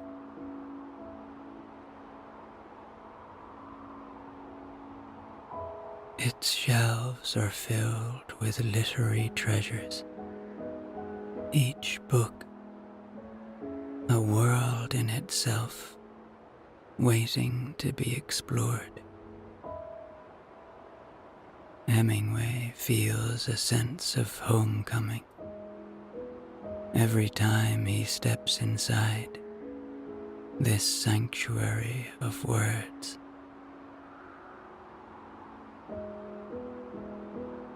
He's greeted by Sylvia Beach, the proprietress, with the warm familiarity reserved for regular patrons and fellow devotees of literature. She suggests a few new arrivals,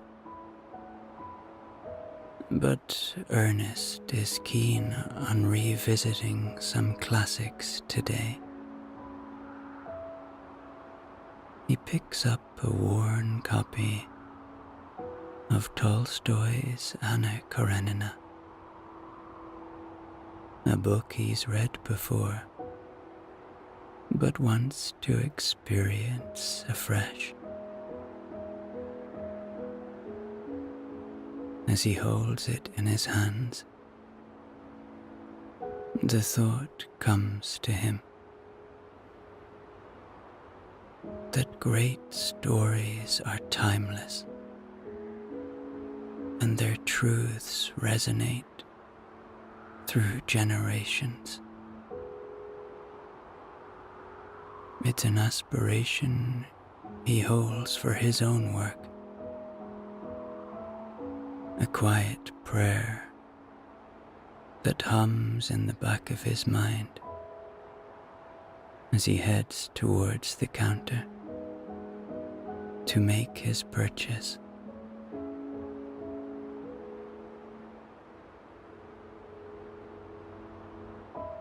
After leaving Shakespeare and Company, Hemingway goes back the way he just came and decides to visit Gertrude Stein's salon at 27 Rue de Fleurus.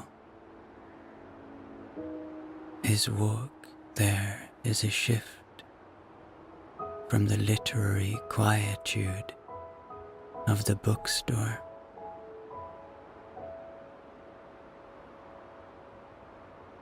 As he makes his way through the streets, his thoughts drift to the dialogues that will unfold in that living room of Gertrude's. And as he walks, he looks at the many faces of the many Parisians he encounters. Each life each human, a deep well of inspiration, he thinks. Each story, a valid one. No one more or less important than the other.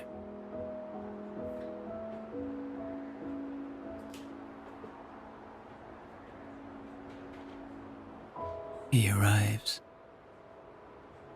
and is greeted warmly by Gertrude Stein herself, who ushers him in to the gathering with the air of a ringmaster. The atmosphere is imbued with the smoky richness of pipe tobacco and the depth of conversations that cross borders and bend the fabric of traditional thought. He spots Pablo Picasso, engrossed in conversation with F. Scott Fitzgerald. This type of meeting, of visual and literary artistry, something that could only happen in Gertrude Stein's house.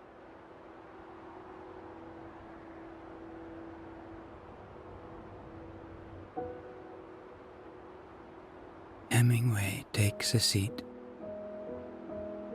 and joins in the discussion.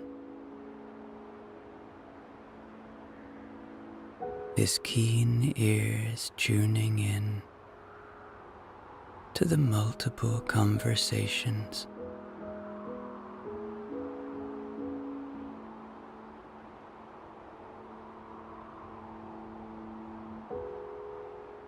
As the evening progresses,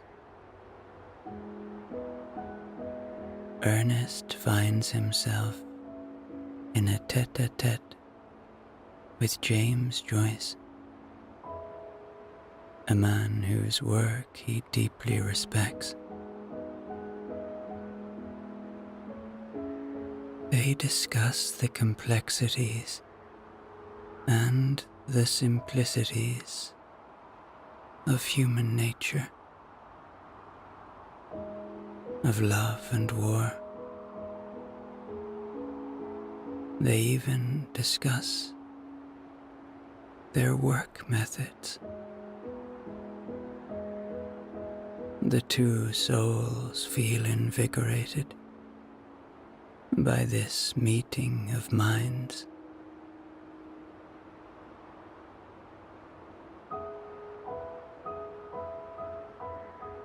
The day goes on and on,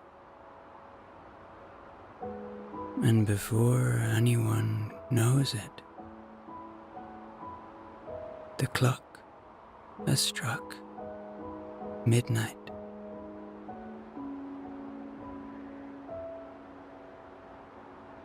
It's time that Hemingway makes his way back home. And as he walks through the sleepy streets of Paris, the conversations have left him inspired, eager to transfer this renewed energy onto paper. Upon reaching his modest apartment in the Latin Quarter, Hemingway feels a sense of calm wash over him.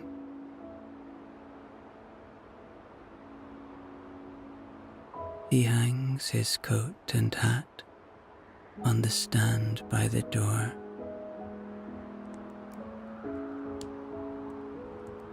His wife is asleep. The room is simple and unadorned, yet it is a sanctuary for him. He sits at his writing desk.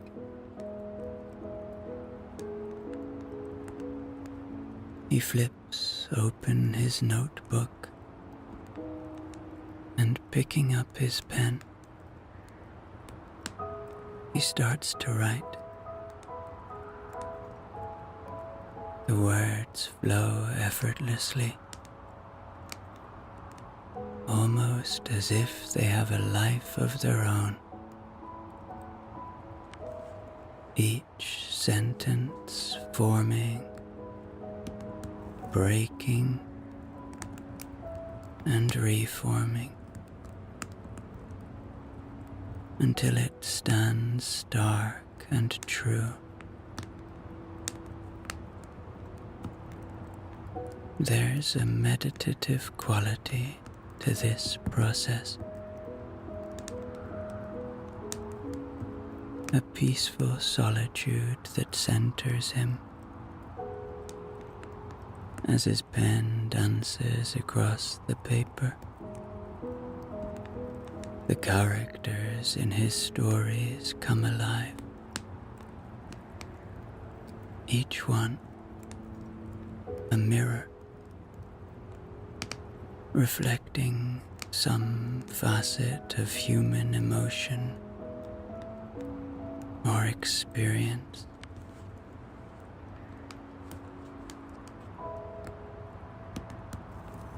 Finally, he becomes very tired and extinguishes the lamp on his desk. He gets into bed and slowly sleep starts to claim him. And so, under the soft embrace of the Parisian night in the spring of 1925, Ernest Hemingway happily drifts off to sleep, his mind already crafting the stories that will fill the pages of tomorrow.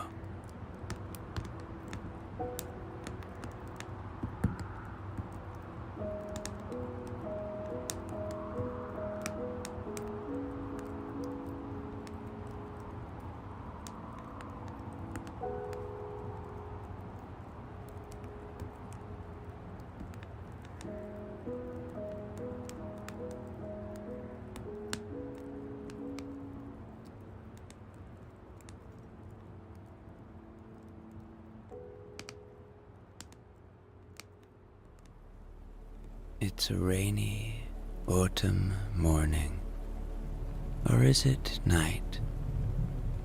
It's so early that it's difficult to tell, and it's still very dark outside.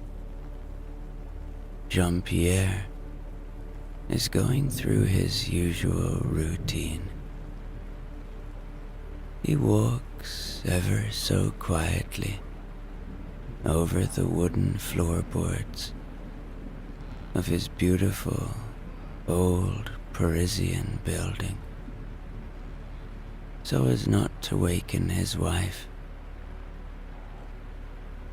He brushes his teeth, puts on his overalls, and quietly walks down the winding staircase that leads all the way from his upstairs apartment to the basement kitchen below his boulangerie. He lights the fires and begins his process of preparing for the day.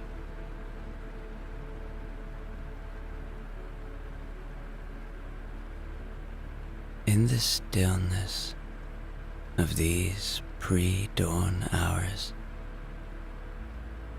Jean-Pierre moves with practiced ease in the basement kitchen. This is in many ways the heart of his boulangerie. The old stone walls, seasoned by time, and countless loaves of bread, croissants, and baguettes seem to welcome him into their embrace. He begins by mixing the dough for the baguettes, a ritual he has performed literally thousands and thousands of times.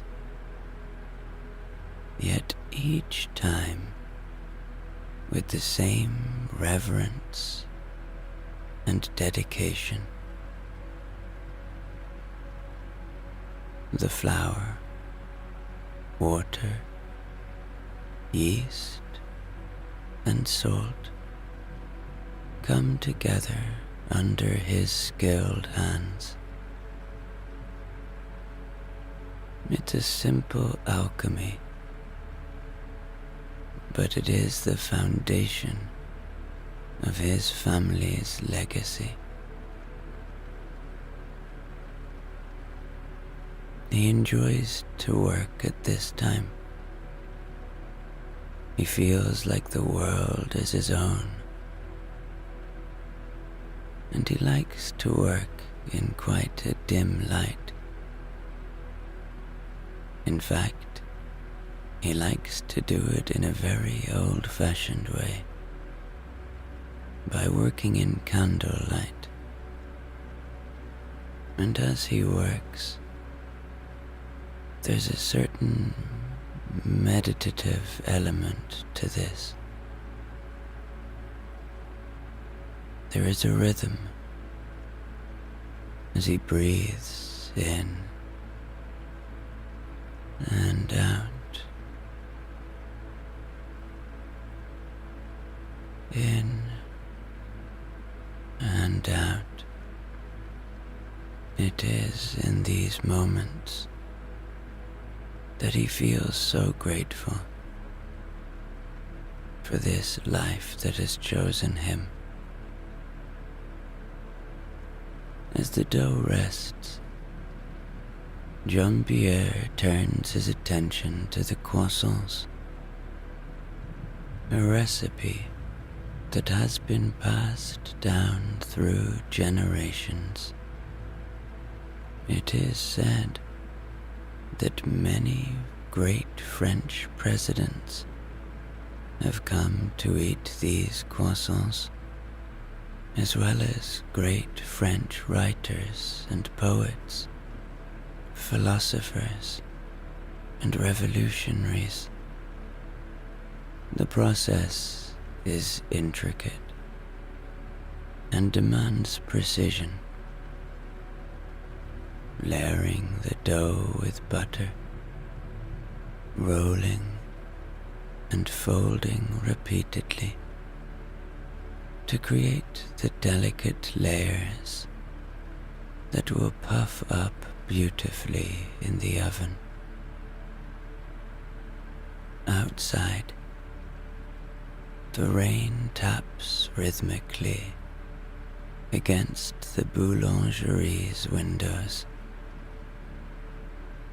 a gentle soundtrack to Jean-Pierre's early morning endeavors. He moves on to preparing an array of pastries, pain au chocolat, tarte aux frites, and eclair, each a masterpiece of flavor and craftsmanship. The kitchen fills with the warm, comforting scents of baking dough and melting chocolate.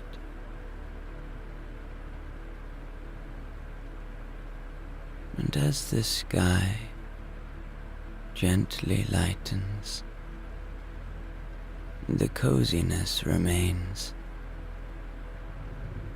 and Jean-Pierre carefully loads the pastries and bread into the oven. The sizzle and warmth that greet him as he opens the oven door are a reminder of the magic that happens in this humble kitchen. He watches over the oven, his face illuminated by the glow. He has a kind face, Jean-Pierre, a man of great stature. He has thick grey hair and deep brown eyes. He doesn't have many wrinkles, despite his age, only around his eyes from smiling so much.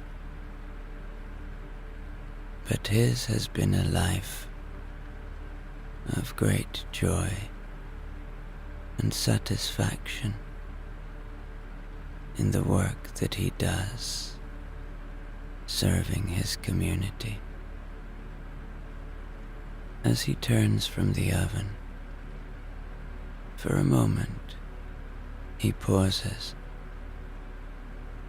and looks at the 100-year-old photograph of his grandfather as a young man, standing outside the boulangerie, and he thinks, as he has many times before, about what it might have been like to be alive then and spend time with his grandfather. In the faded photograph, Jean-Pierre's grandfather stands with a proud, confident posture. The streets of Paris that he stands in are a bygone era. The image for Jean-Pierre is a gateway to the past, to a time when the world was different, yet the essence of the boulangerie remained the same, a place of warmth, community, and culinary artistry. His grandfather, a young baker then, would start his day with the first light of dawn. Paris in those days had a different rhythm, a slower pace, yet the boulangerie was always a hive of activity. He would don his apron,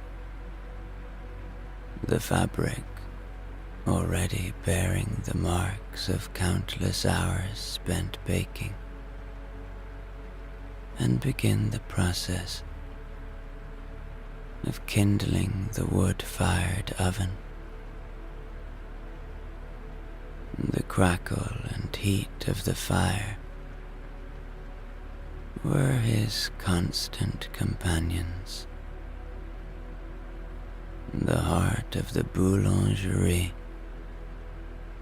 that needed careful tending.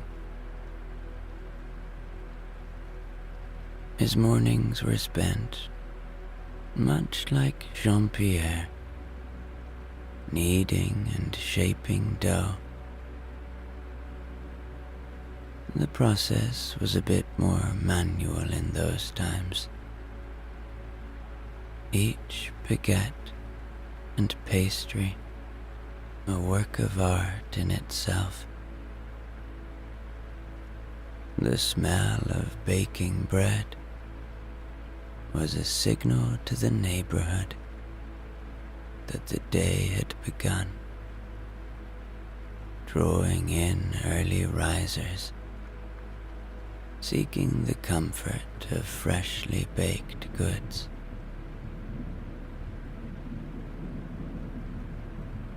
In those days, as today in some ways, regulars would stop by, not just for bread, but for conversation and connection. His grandfather knew each and every customer by name, their preferences and stories. It made him someone very respected in the community, someone that people turned to for comfort and advice.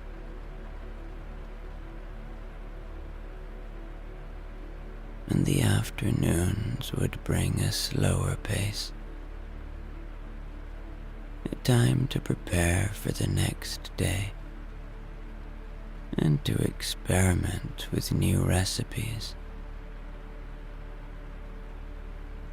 And now, as Jean-Pierre stands in the present, gazing at the photograph, he feels a little emotional and a deep connection to his grandfather. Now he sets about opening his little boulangerie in the heart of Paris. The rain still falls outside, and as he moves through his opening routine, he looks around the shop. It has hardly changed from the times of my grandfather, he thinks to himself.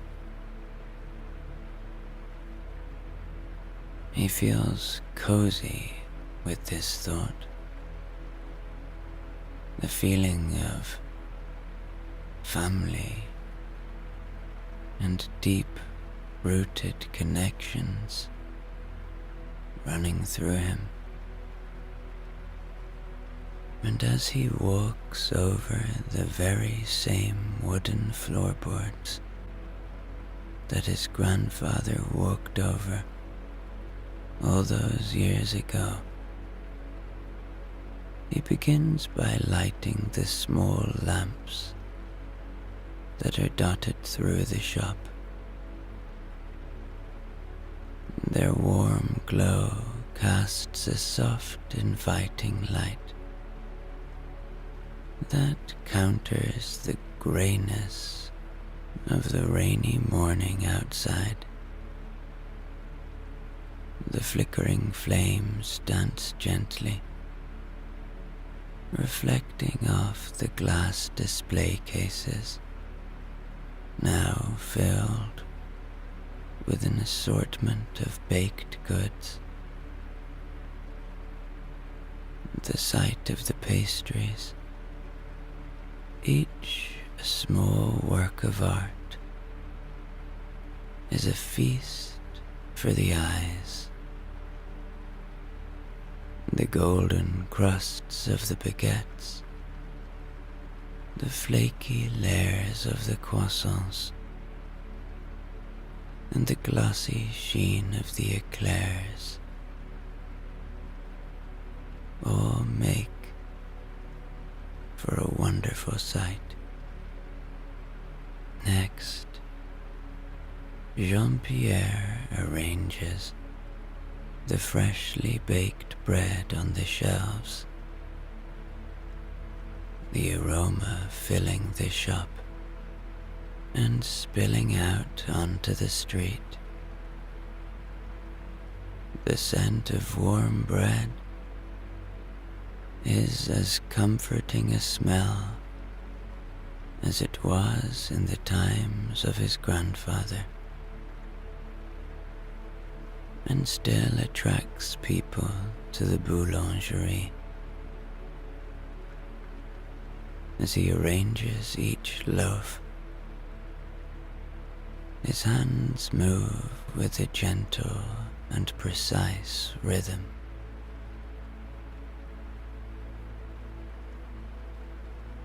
And the sound of the rain against the windows, the gentle patter, is a soothing backdrop as Jean-Pierre works. He finds himself moving in sync with the rhythm of the rain.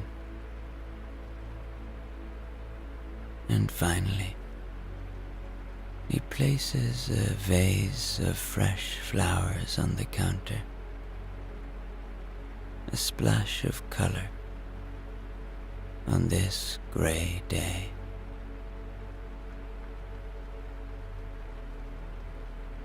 With the boulangerie now ready to welcome its first customers, Jean-Pierre stands back, a sense of satisfaction and peace filling him. The first customer of the day, a regular, known to Jean-Pierre as Madame Clémentine, enters the boulangerie just as the clock chimes its early hour. She's a gentle soul. Her years show softly on her face, and she's always accompanied by her little dog, a sprightly terrier named Gigi. As they step in from the rain, the warmth of the shop embraces them. Bonjour, Jean-Pierre, Madame Clémentine greets with a warm smile, shaking off her umbrella. Gigi, equally enthusiastic, trots over to Jean-Pierre, who has a special treat waiting for him. A small piece of bread, which he offers with a fond pat. Bonjour, Madame Clémentine. Bonjour, Gigi, Jean-Pierre replies, his face lighting up at their presence. The usual today, he asks, already reaching for the freshly baked baguette and a croissant, knowing well Madame's daily preferences. Oh, yes, please, she responds, her eyes lingering on the array of pastries. You know, Jean-Pierre, every time I step into your boulangerie, I am reminded of the simple joys of life. The smell of your bread, the warmth of this place. It's comforting, especially on a day like today. Jean-Pierre nods, thoughtfully wrapping up her bread. It's the simple things that often bring us the most happiness, he muses. We spend so much time chasing after big moments that we sometimes forget to appreciate the small ones, like a warm chocolate croissant on a rainy day, or the company of a good friend.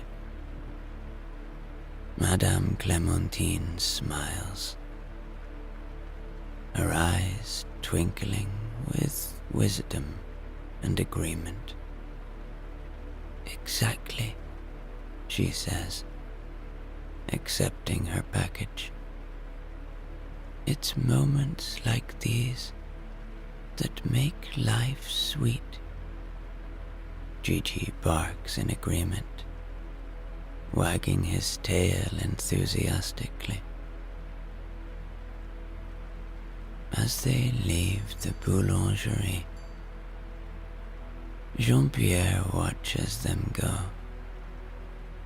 feeling a sense of fulfillment in the routine exchanges and the small shared moments of the day.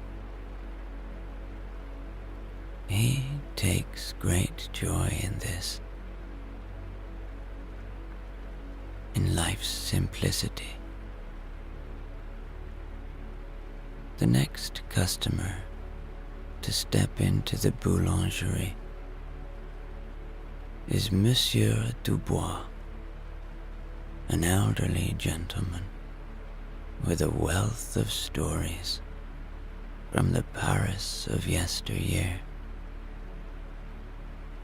His visits are always cherished by Jean-Pierre, not only for his custom, but for the rich history he brings with him.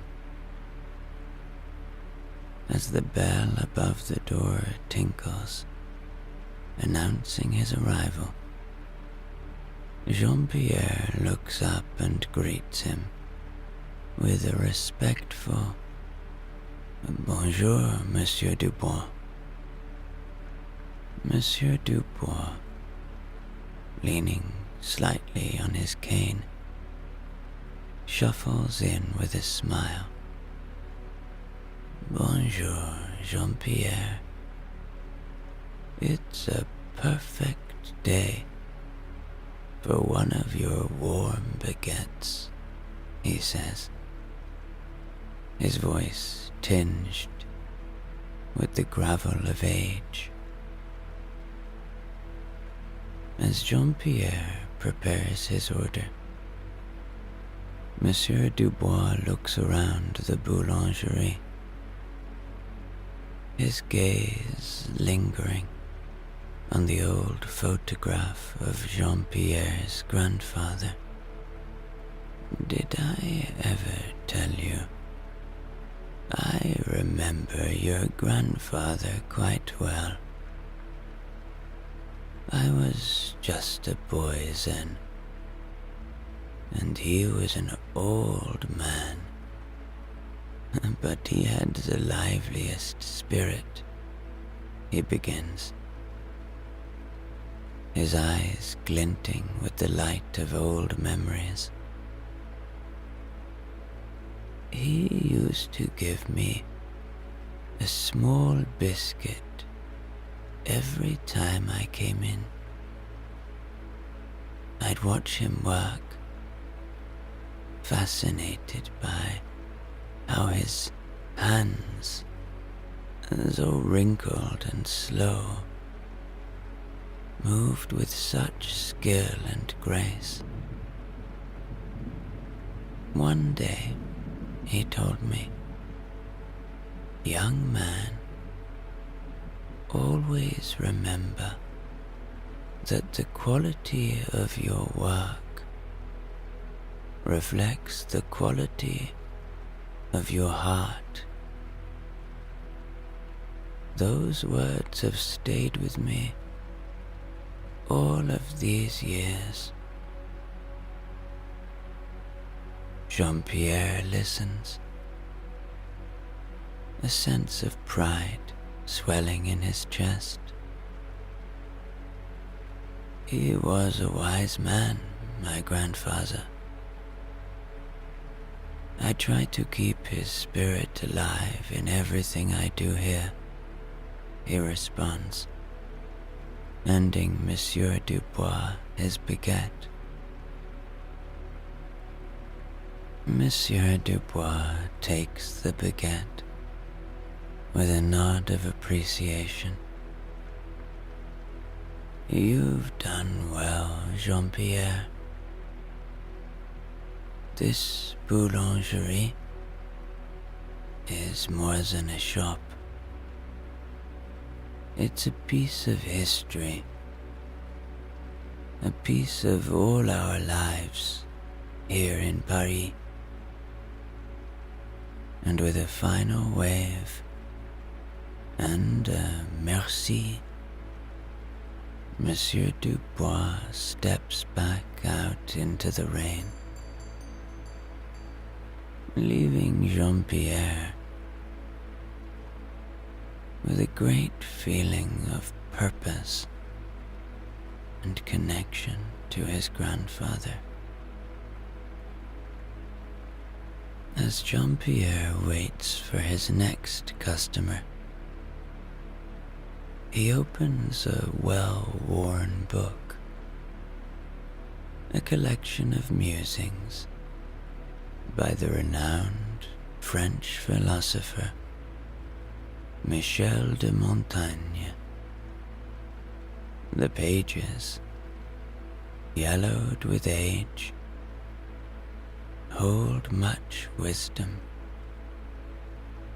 that Jean-Pierre finds solace in during these quiet moments in his boulangerie.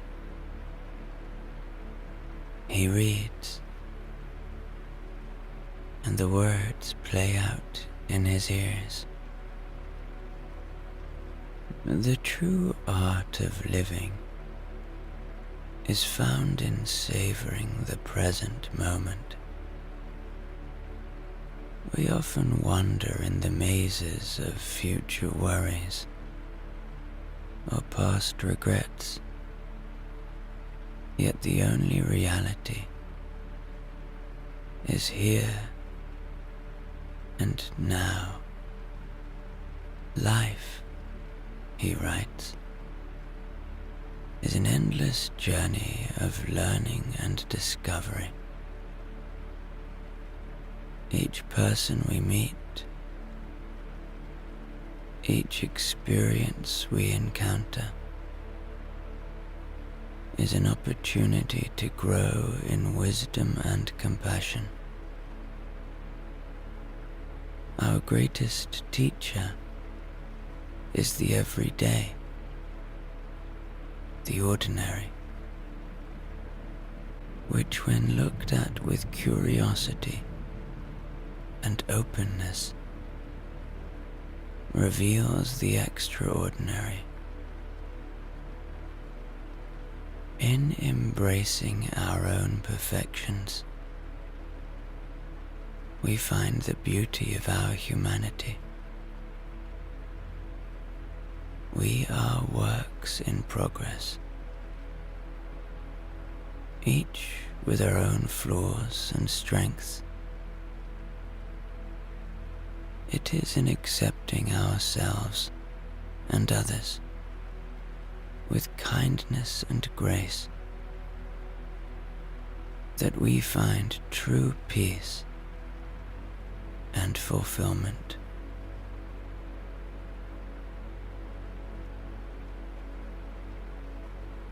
Closing the book, Jean-Pierre reflects on these words. He sees his own life and work in the boulangerie as part of a larger, beautiful whole. With renewed appreciation for the simplicity of this moment, he awaits his next customer, ready to offer not just bread, but a warm presence and a welcoming embrace of kindness. The evening is setting in now, and the rain is still falling, and Jean-Pierre is closing the boulangerie for the day. It's been a day filled with the usual, the comforting routine of baking and serving. Each customer bringing their own story into the boulangerie. Just as Jean-Pierre is about to turn the sign on the door to closed or fermé, the bell tinkles, announcing the arrival of one last customer. He looks up to see a young girl, no more than 8 years old, standing shyly at the entrance, her eyes wide with wonder at the array of pastries still on display. In her hands, she clutches a small, crumpled note.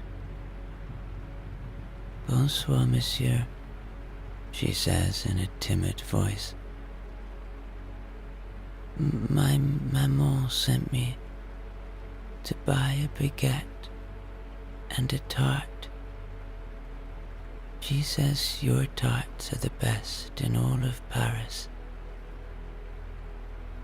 Jean-Pierre can't help but smile at this little girl's earnestness. He fetches the very last baguette left in the boulangerie and one of the last tarts, placing them carefully in a bag. "And what is your name, young mademoiselle?" he asks gently. "I'm Sophie," she replies, her shyness giving way to a smile as she takes the bag. "Merci beaucoup, monsieur." As she turns to leave, Jean-Pierre feels a surge of joy and fulfillment. It's interactions like these, simple yet meaningful, that remind him why he loves his work. This boulangerie is his life, was his family's life before him, and before them, and before them. He can't survive without it, and it can't survive without him. It's an old friend, and he loves it here. After Sophie leaves, Jean-Pierre takes a moment to savor the quiet of the shop. The sweet scent of pastries, the soft light, the rain still falling outside, and the lingering joy from his interaction with the little girl.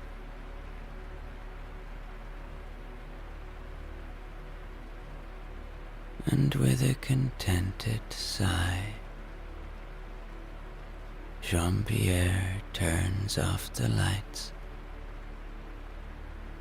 locks the door,